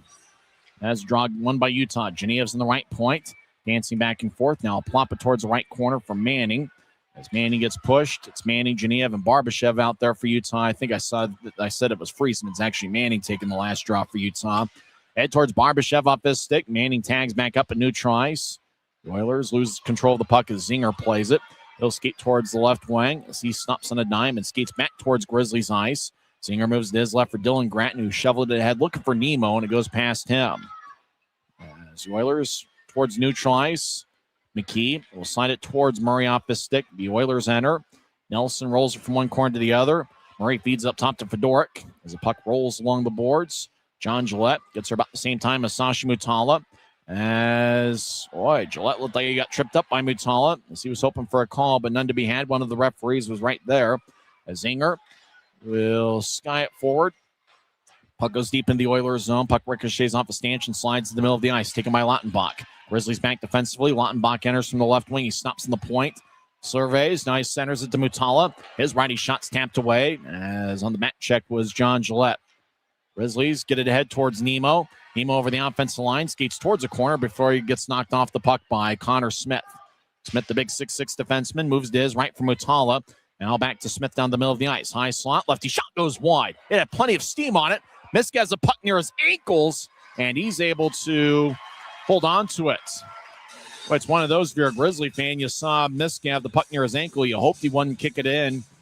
Smith had plenty of velocity from the high slot, and you could tell why he's got an NHL contract with the Ducks. And Miska is able to hold on to it. Stops play with 10:53 left in the third. So faceoffs can be over in the left circle. And what a game it's been. And really got to credit the effort of both teams here in the first 50 minutes of play. Utah wins the draw, and around the net, hands to Bukata. Outlets to Yevdokimov off the stick as he got there about the same time as Connor Smith. As Tulsa's Dylan Fitz, wearing number 37. Saucers went across. It was overled by Connor Smith. Hands to Bukata. Moved ahead to center ice off a couple sticks. And it's knifed away by Jake Lee as Lee delivers some strong lumber. That's going to be a cross check, and that's going to be a power play for Utah. As Lee is a very strong 6'3" and 220 pounds. As he cross-checked Yevdokimov in the back. And athletic trainer Brooke Timoney is going to run out and check on Yevdokimov. Remember, the Grizzlies right now have just 10 forwards. As going to the box is Jake Lee, who, like Sasha Mutala, just signed earlier today. So 10:29's left in the third period. They're checking on, I believe, Yevdokimov, as he got cross-checked strongly in the back by Jake Lee. There's 10:29 left in the third. And you wonder if it's going to be more than just 2 minutes. As Lee's coming from the penalty box, it looks like he's going to be asked to take an early shower. As Yevdokimov, it looks like he's coming off the ice. It looks like he's badly shaken up. As he got thrown to the boards hard.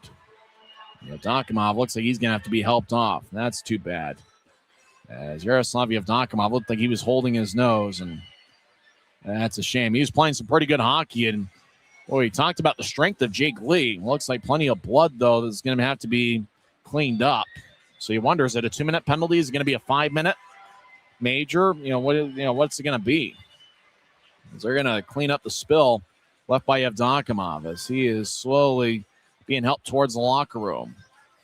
So Lee's in the locker room, and it looks like another Oiler is going to the penalty box representing him.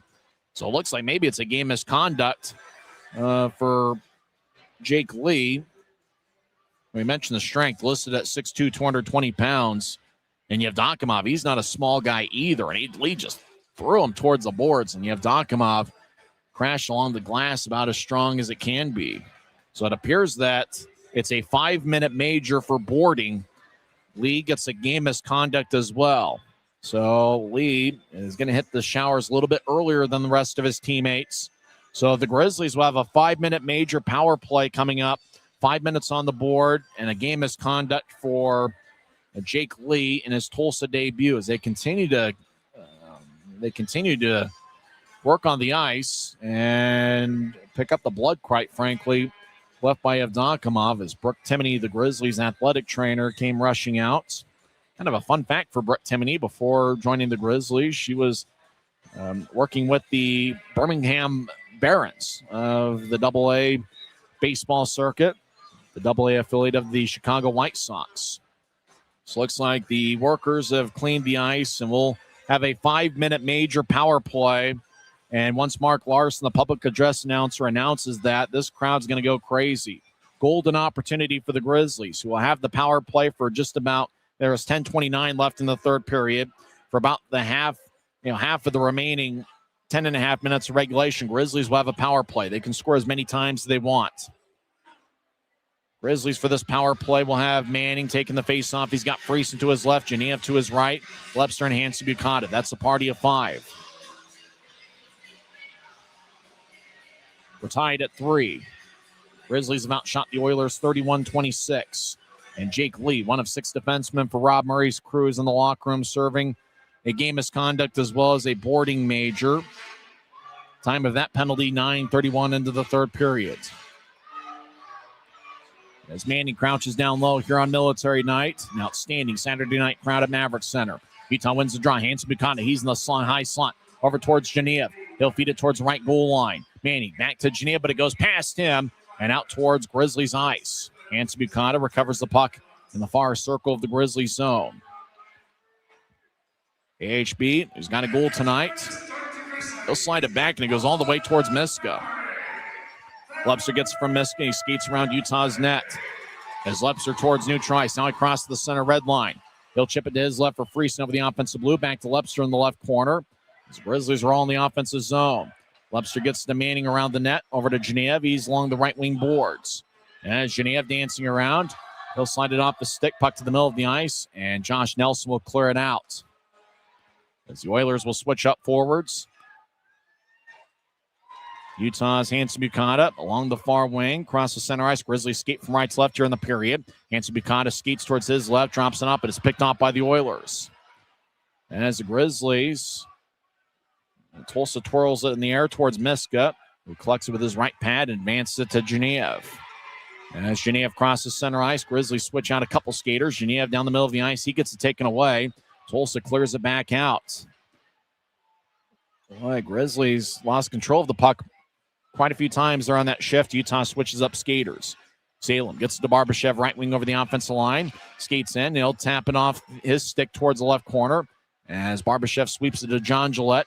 As Gillette throws it over Barbashev's head. Puck trickles towards the right corner as Colella avoids a check of Nelson. Now Colella gets held up by 2 Oilers. Barbashev and John Gillette join the play. Ends in Salem looking nearby. Puck goes up top to Salem. He'll skate towards his left. He's now in the high slot. He'll feed it to Ends just outside the left circle. Across to Kalala, back to Salem, over to Ends. One-timer, kick saved by Bootyets. Connor Smith will fly it over Salem's head, and it goes all the way towards Miska, who outlets it off of Salem, who will skate around Utah's net. So Grizzlies will switch up skaters again. 8:18 on a moving clock and 2:47 left in the major power play. There's Genev with the puck. Grizzlies here so far in this major power play have been a little bit sloppy in handling it. Lepster around the boards. Friesen chasing after it. Doogie Legron will fire it past Friesen and past Hansen Bukata. As Ottenbach gets the puck, he skates along the right wing. He'll take a righty shot. Saved by Miska. Is it still loose? Miska's got it. And he will hold on to it in front of the crease. The puck went past Hansen Bukata. Lautenbach got it and had pretty much a breakaway along the right wing. He fired a grade A shot. Miska came out of his crease to cut off the shooting angle. And Miska was able to make the stop. Looked like for a second there was a bit of uncertainty as to whether Miska had it covered or not in the butterfly, but he was able to hold on to stop play. So 7:55 left in the third period, and if we're quite frank about it, the best scoring chance of this major power play was right there with Lautenbach. So face-off, Fitz will throw it towards the right corner, and he'll retreat defensively. As Grizzlies back in their own zone, we're tied at 3 late in regulation. Reed Lepster will stride to center ice, cross the center red line. He'll feed it to Friesen, back to Lepster, backhand shot. Saved by Bootyets. And he will hold on as there's 7:40 left in the third. Great give and go as Lepster nudged it to his left for Friesen. And then Friesen advanced it to Lepster, who got the puck in the left circle. And Lepster looking for a backhand shot. And it looked like he put together a pretty good one, but Bootyets was able to collect it.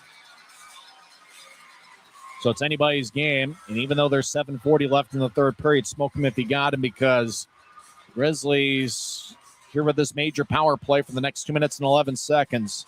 They got to find a way to cash it in, or at least establish some offensive zone time and get some momentum leading to what would be the leading goal and Grizzlies would hope would be the winning goal. Over in the right corner as Tulsa takes it away. As the Oilers will fire it off the boards, and Miska will cut it off at the far goal line deep in the Grizzlies zone.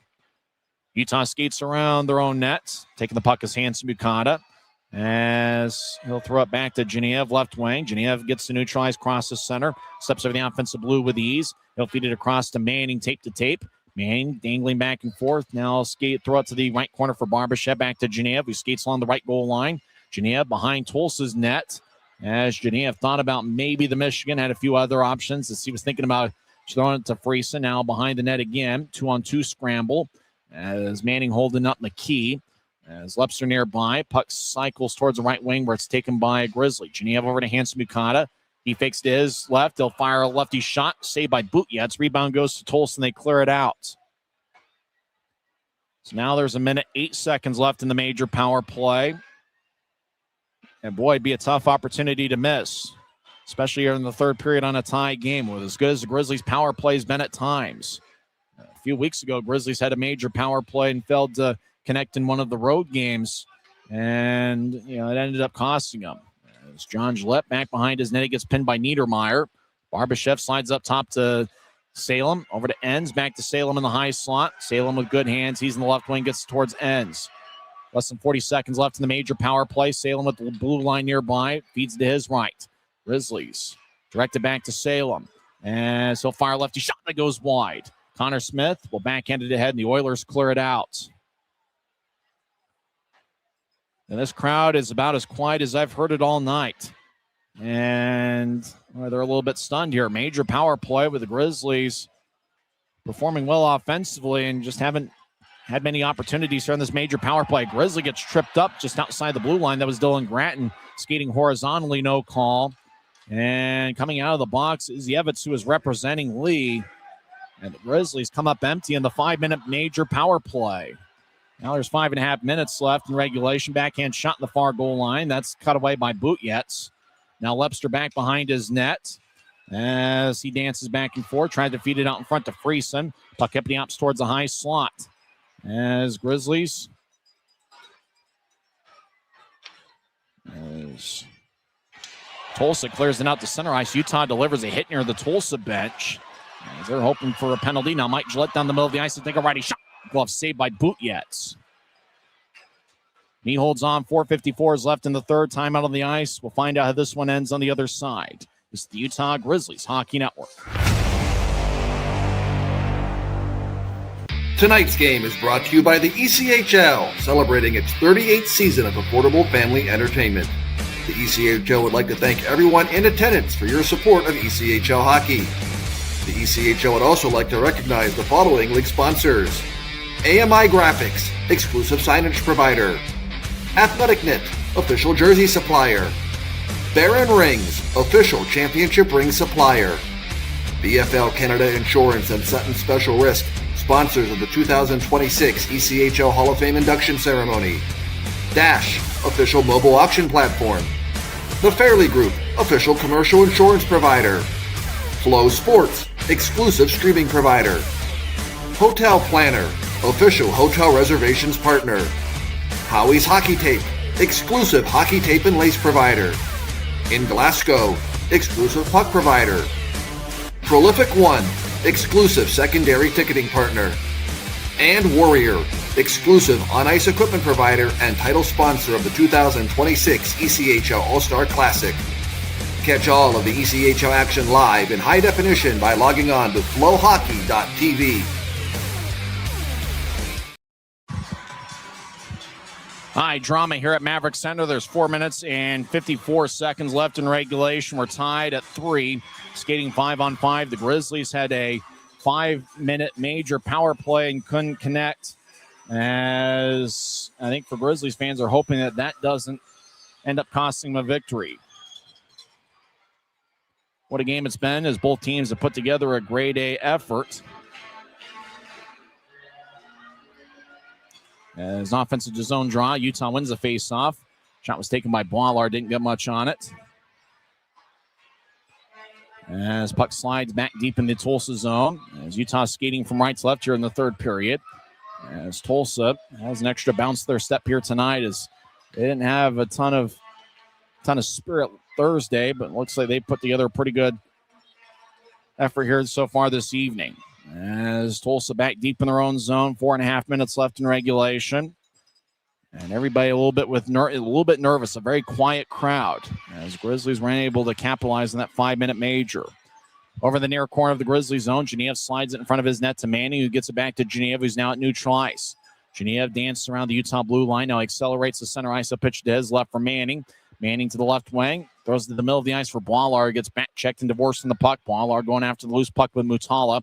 Hanson kind of keeps it in the left point. He'll throw it. Was looking for a cross-ice pass, but ricocheted on Boileau's stick, who was looking the other way. Tulsa wants Utah for a penalty with too many, but they are able to make the line change. Nemo will take a left wing shot, and that's blocked by the skate of an Oiler. John Gillette back to Nemo wearing number 8, trying to feed it out in front. Puck is sticked away as Mike Gillette was battling with Duca Legrone. Tulsa crosses center ice, 3-on-3. They step over the offensive line, stopping the left point. Lefty shots blocked. Grizzlies come up with it. 3:27 on the moving clock, still tied at 3. As Utah was down 3-2 heading into the third period. And Danny Genev scored an unassisted goal, 3:07 in. As Grizzlies skate around Butyetz's net, another big hit delivered by Connor Smith. Puck towards the middle of the ice, picked up by Tulsa. Dylan Fitz races down the middle of the ice. He scored some big goals for Utah over the years. Fitz gets around Colella. He'll take a righty shot. Blocker saved by Miska. And the puck flies out of play with 3:03 left in regulation. As Fitz, he's taunting. And he put together a move on Mikey Colella. And Fitz just waved bye-bye to Colella as he was skating towards the bench. So it's going to be a draw in the Grizzlies zone. Skating 5-on-5, 3:03 left in regulation. Outstanding crowd here at Maverik Center.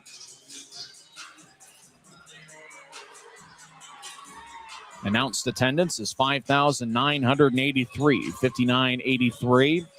Kind of feels like it's even bigger than that. As faceoff's going to be over in the left circle.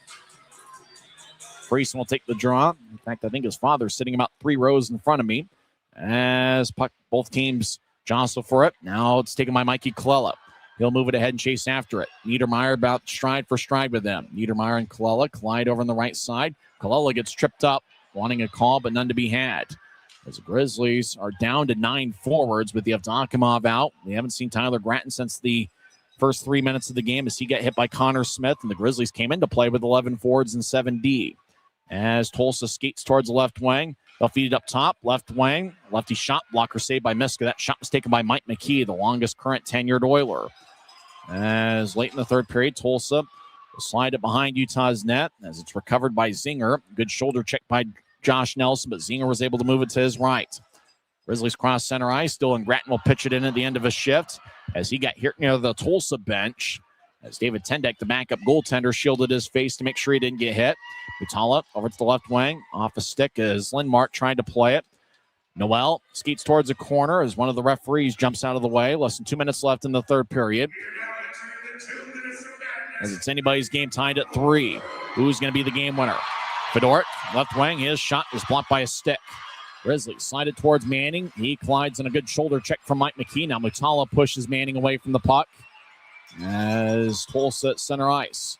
Lindmark chips it off the glass. As both teams are looking for a victory. And it's one of those that the spirit has been high. He's going to get that great scoring chance. 2-on-2 scrum in the corner. Near side, the Grizzlies are defending here in the period. Barbashev back towards the far corner as he skated from one corner to the other. Barbashev will stride out to center ice, gets around Fitz. Barbashev moves it to his right. 1:12 left in regulation.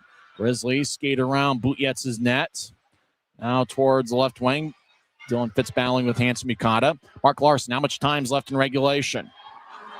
1 minute remaining in the third period. Thank you, Mark. Puck towards the far circle. Now hipping up to the right point. Colbien shovels it towards the net. Didn't get all of it. As Tulsa will sky it forward. Miska raises his left arm, and the linesmen raise their right arm as icing is on the Oilers with 48.5 seconds left. So what a night it's been for Danny Genev, who has a goal and an assist as he now has 17 multiple-point games this season. As both teams are emptying the bucket. But remember, both clubs have to come back here and play at 3 o'clock tomorrow afternoon. So the Grizzlies will have a forward line of Lebster, Friesen, and Barbashev. Barbashev's played a ton of minutes tonight.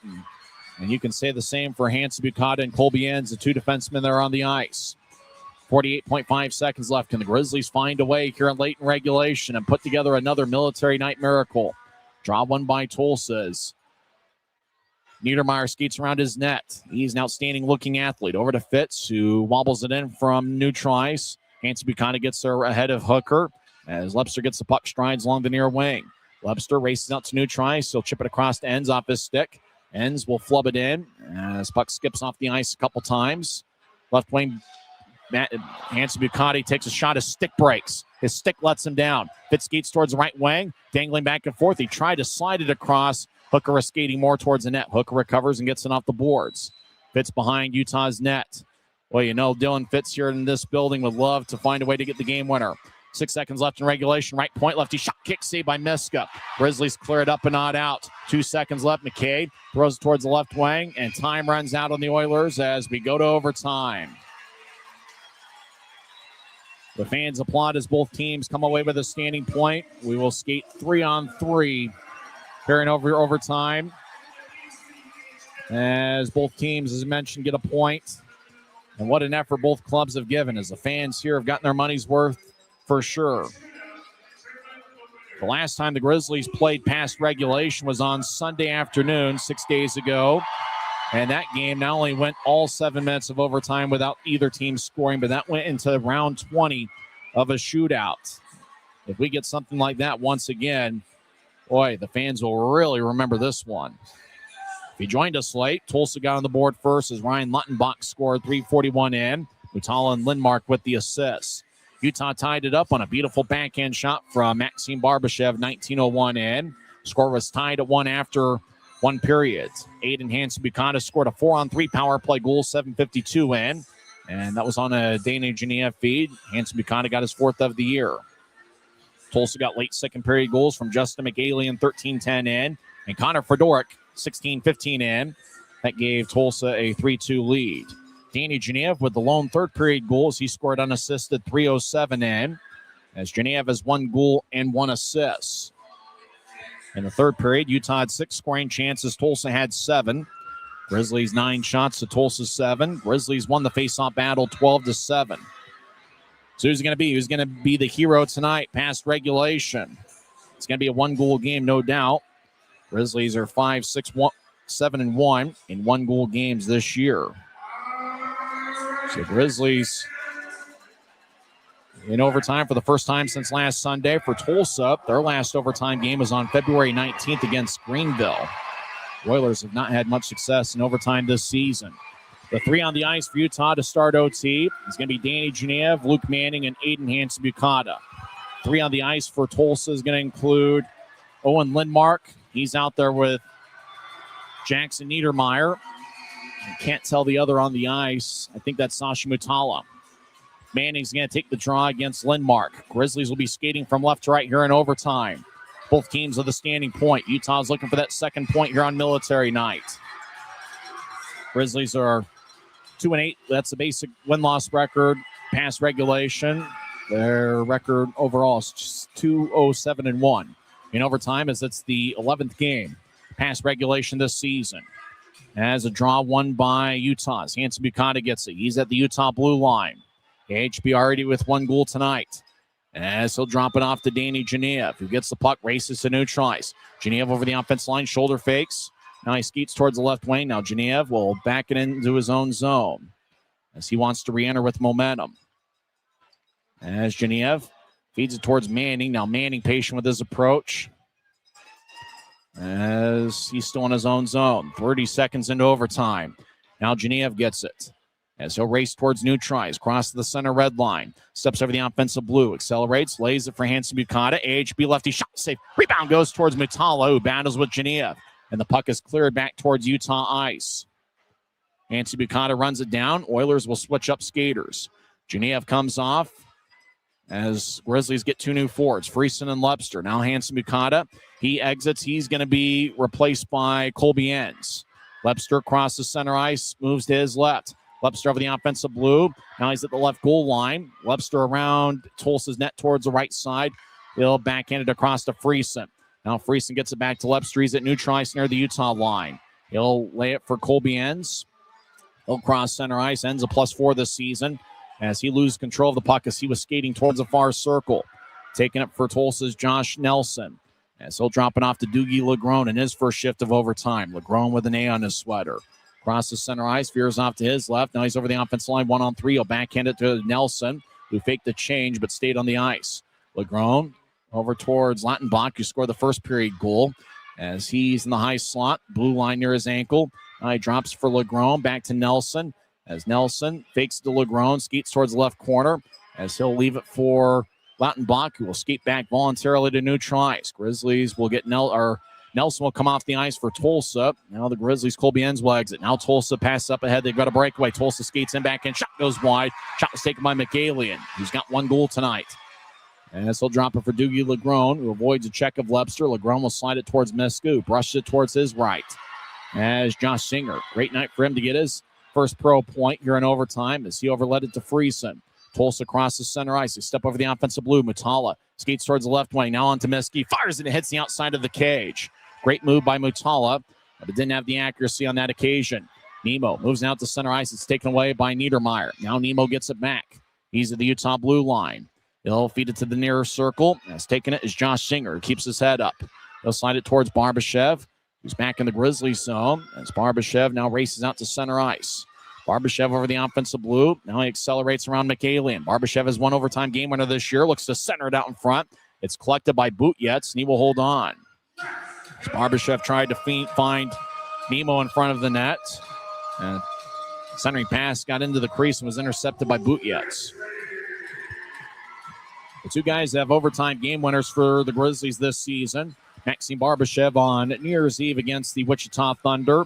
He scored in overtime. And then Tyler Gratton, the Grizzlies captain, who unfortunately hasn't played since he got hit by Connor Smith about 4 minutes into the game. He scored an overtime game winner on February 20th in Allen. So John Gillette will take the draw. Face-offs over in the left circle. It's an offensive zone draw for Utah. 4:07 is the time remaining in overtime. We're tied at 3. We know the final score is going to be 4-3. Who gets the game winner? Connor Smith has it behind his own net as Tulsa wins the face-off. Oilers spread the ice. Now Tulsa accelerates towards center ice. Owen Lindmark in his second shift of overtime. He gets to go around John Gillette. Lindmark skates towards the middle of the ice, takes a righty shot, saved by Miska. Lindmark trying to fire towards the net a second time. Now Lindmark gets it back. He'll chip it up top to Connor Smith. He's in the left point across. Now back towards Lindmark. He's being challenged by Gillette. Lindmark threw it to the far circles, picked off by Utah. 2-on-1. Gillette to the middle of the ice. He's in the right wing. Fires it towards Colella. Lefty shot, saved by Bootyets. Tulsa comes up with this. Colella and Gillette each exit. And now taking the ice is Danny Genev and Luke Manning. And the defenseman is Dylan Gratton. Tulsa races across center ice. Yavitz. Herman, his first name, he loses control of the puck. Manning takes it for Utah. About 3 minutes left in overtime. He'll drop it to Genev. Genev throws the Manning left wing. Manning stops on a dime as he'll throw it to Genev in the high slot. Danny just outside the left circle as he dances around, gets it towards Manning. Manning faked a one-timer, got it knifed away by Legron. Puck slides back towards the Grizzlies zone as Genev runs it down, and he gets it and skates behind Miska's net rather smoothly. Now he stops behind Miska as there's 2:37 on a moving clock here in overtime. If neither team scores an OT, we'll head to a shootout, where the Grizzlies had one of the more memorable shootouts in league history just 6 days ago. Evan Friesen chips it over to Genev. He enters from the right wing. As Genev stops just outside the right circle, he's near the boards. Genev throws it across Colby and fires the righty shot that goes wide. Tulsa gets it off the wall as Lautenbach gets it. As he's got one goal tonight. Skates towards the middle of the ice, keeps his head up. He'll slide it towards Mutala. Mutala, toe drag. Well, he's a fancy skater, and he handles the puck well. But then Mutala lost control of the puck, as I just said that, and it goes out to neutral ice. Lautenbach spreads the ice. He'll feed it towards Mutala. Less than 2 minutes left in overtime. If we were playing it by NHL rules, time would have ran out. Right wing lefty shot. Blocker saved by Miskin. It goes out of play. So faceoff's going to be in the Grizzlies zone.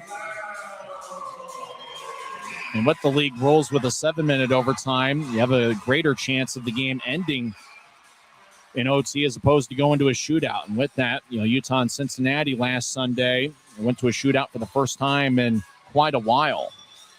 So nobody has found the back of the net here in overtime. And if either team's going to score, they're going to have to do it against a good goaltender. Miska on Utah's side and Bootyets for the Oilers.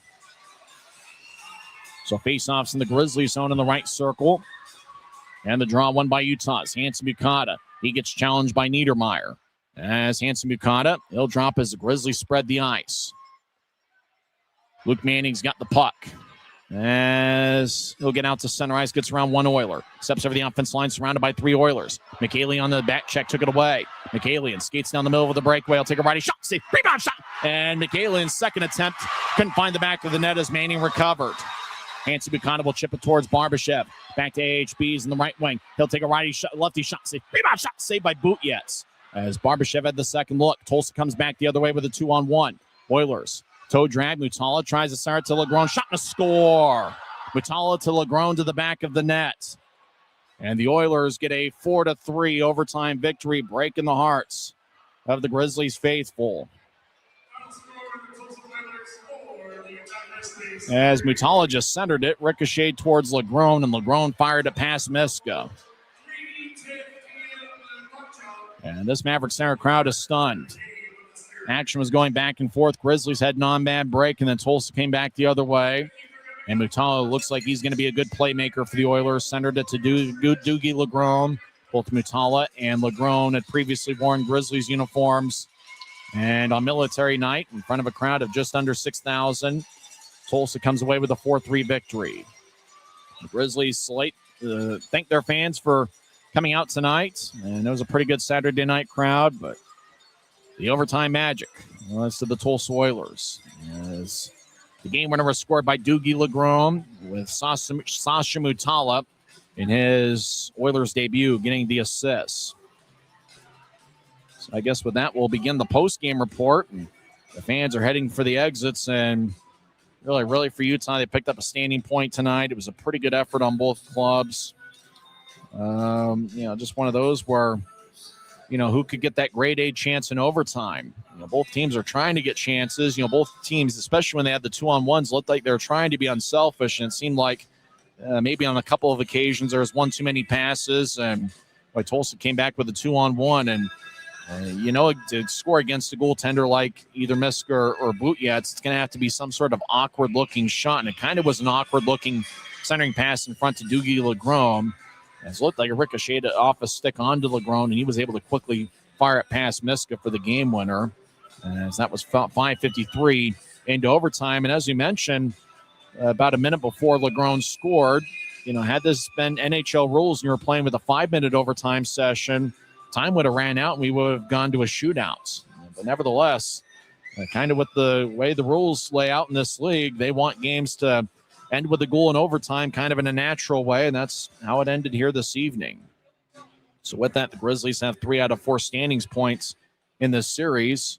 And Sunday afternoon at 3 p.m. will be the rubber match of this 3-game set as the fans continue to exit. 5,983 was the attendance here this evening.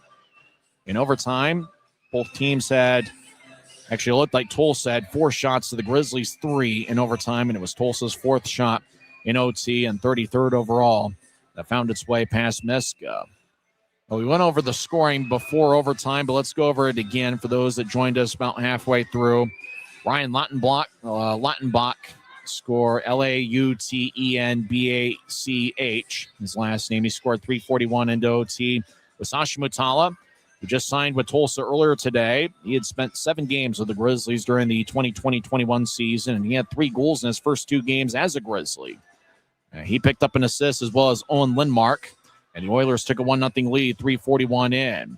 Grizzlies had a late first period power play on a bench minor as Tulsa had too many on the ice. And even though Utah didn't score on the power play, they had 3 shots on that first period power play, including a couple one-timers by Colby Enns from the right circle. Utah was able to keep it in the offensive zone at the end of the power play. In 5 seconds after the power play ended, Utah got the puck to Maxim Barbashev in the left circle, and he fired a crafty backhand shot past Butyets to tie it up. And that was 19:01 into the first period. As Barbashev got his 6th of the year, he has a goal in back-to-back games. Luke Salem and Colby Enns each picked up the assists. So the game was tied at 1 after 1 period. Utah outshot Tulsa 13-8. Utah had a 4-on-3 power play in the second period. Justin McAlien and Andrew Noel each picked up roughing minors, 5:57, and that made it 4-on-4. And then Mutala got a cross-checking minor, 7:23 in, and that gave Utah the 4-on-3 power play. And late in that 4-on-3, Geneva had the puck in the right circle, just fed the perfect pass to Hanson Bukata. Butyets was slow to react as he was just kind of over pursuing to his left. And once Hanson Bukata got the puck in the left circle, he just fired it easily past Butyets to give Utah a 2-1 lead. So Hanson Bukata, who's normally on the distributing end of those power play goals, now he's on the receiving end as he gets his 4th of the year, and it's his 2nd power play goal of the season. He also has a 3-on-5 shorthanded goal this season. Genev with his 20th power play assist and his 40th overall as he picked up the primary assist. And Reed Webster broke his stick earlier in that shift, got the secondary assist with his new stick as he picked up his 22nd assist of the year. And with that, Genev extended his point-scoring streak to 5 straight. And that gave Utah a 2-1 lead, 7:52 in. Tulsa scored 2 second-period goals later as McAlien scored 13-10, and on kind of an awkward-looking play, Andrew Noel was trying to dive in front of the crease to get the centering pass, but the puck ended up in front of him as he was diving, and then as Noel was sliding towards his net, puck went with him and found the back of the net, 13-10 in, as McAlien got credited for the goal as he now has 6 on the year. Josh Nelson and Zachary Murray, the son of Tulsa head coach Rob Murray, with the assist, and that tied it up with just about 6.5 minutes left in the second period. And then the Oilers took a 3-2 lead as Connor Fedoruk scored on a low liner from the right wing and just had eyes. As there was Barbashev trying to block it about 20 feet in front of Miska, but the puck just came all the way through and into the back of the net as Fedoruk got his 4th of the year. Nelson with his second second period assists, as Josh Nelson now has 14 assists on the year. And Mike McKee picked up his 12th assist of the campaign. That was 16-15 into the second to give Tulsa a 3-2 lead. Early on in the third period, Danny Genev had a breakaway as he just kind of won a foot race with Jake Lee. Genev got around him and skated towards Butjetz and fired a beautiful backhand shot, glove side past the Tulsa netminder, as Genev unassisted got his 20th of the year. So it's another 2-point night for Danny Genev, who now has 17 multiple-point games this season. Score stayed tied at 3 throughout the rest of regulation. We went to overtime, and it almost felt like we were going to be tied going into a shootout. Both teams had their chances. If you're watching the highlights, there's the power play goal we were talking about. And then, Utah had a chance there with Lepster trying to feed it across towards Friesen as the highlights continue to roll. Kind of felt like when you got to overtime, like both teams were overpassing just a little bit. And with the goaltending being as strong as it is on both sides, you wondered if we were going to go into a shootout. But then Tulsa got a 2-on-1. It seemed like after the Grizzlies had an odd-man break of their own. If you're watching on Flow Sports, there's a Genev third-period goal. And at that point right there, you should just give him the Rookie of the Year award right now. Forget the chase. Forget about the other rookies. I know there's been a lot of great rookies in the league. Nobody has been as good as Danny Genev, and there's no question about that, as he's done everything for the Grizzlies this year. And believe it or not, the Grizzlies picked him up for nothing. Maybe $1, maybe a six-pack. I'm not sure. The crazy thing is Genev played for the Idaho Steelheads in 2 preseason games against the Grizzlies. He looked like the best player on the ice for the Steelheads, and yet right there the week of the regular season getting started, right at the end of training camp, Genev became available, and that turned out to be a beautiful pickup. Watching on Flow Sports, there's the cross-check that turned into the major power play as he just lit up Yevdokimov, who felt his nose, and that's certainly a tough one as there's plenty of blood on the ice. If you're really talking about the key moment in the game, it was probably before overtime. It was during the major power play where the Grizzlies really just couldn't get things rolling. Utah didn't get a goal in that 5-minute major. And if you think about it, the Grizzlies only had 3 power play shots in that 5-minute opportunity. And I don't know if really, maybe more than one of those was even a grade A chance. It's just kind of a tough one where you're looking about the difference in the game, and it had to be the Grizzlies not capitalizing. They're on Flow Sports, the game winner, as the puck ended up maybe a little bit behind Legrone, but then he was able to recover and get plenty of velocity past Hunter Miska as Legrone scored the overtime game winner, 5:33 in. Sasha Mutala in his Tulsa debut scores 2 assists, and you got to be a Grizzly fan for quite a while and got to have seen specific games late in the 2020-21 season to remember Mutala. But he ended up playing a strong game for Tulsa this evening. He just signed with the club earlier today. And, Jake Lee, who also made his Tulsa debut, he certainly made his presence felt with 15 penalty minutes as he had the boarding major and a game misconduct 9:31 into the third period. And you knew that with each passing minute on that major power play, the crowd just kept getting quieter and quieter. And by the end of that major power play, the air was just let out of the building, as that was really a key moment in the game. If the Grizzlies were going to win in regulation, it felt like they had to do it right then and there. Utah did have some decent chances later on in the third period after the major power play ended. But that was certainly tough. And unfortunately, it's the second game in about a month stretch where the Grizzlies had a major power play and just couldn't convert on it, and couldn't get any goals, and ended up falling short. And unfortunately, from the Grizzlies' perspective, if you're looking at a difference in the game as to why the Grizzlies came up a goal short, that major power play certainly right there's at the top of the list. You circle it, and that was certainly a tough one for Utah, only getting 3 power play shots there in that 5-minute stretch, and not capitalizing on that major power play certainly made a difference. Let's go over the 3 stars of the game. Third star is Danny Genev, who had 1 goal, 1 assist. He was a -1 and had 4 shots. He's the third star. He now has 17 multiple-point games this season. Second star is Tulsa goaltender Vyacheslav Butjetz, who saved 36 of 39. And the number 1 star is Dougie Legrone, the former Grizzly who played in 1 game for Utah at the start of his pro career during the 2018-2019 season. Utah needed a defenseman. They were in Allen, Texas at the time, and he's a native of Plano, Texas, so he joined the Grizzlies for a game. Legrone had 2 shots. He was even in the plus-minus category. But he fired at 5:53 into overtime, past Miska for the game winner. And so with that in mind, Dougie Legron is the number one star of the game. Danny Genève, we mentioned he's the third star. He had 4 shots. He now has 3 or more shots in 47 of 59 games this season. And forget about the Rookie of the Year chase. There's no question in my mind it's Danny Genève who should be getting the honors in the league this season.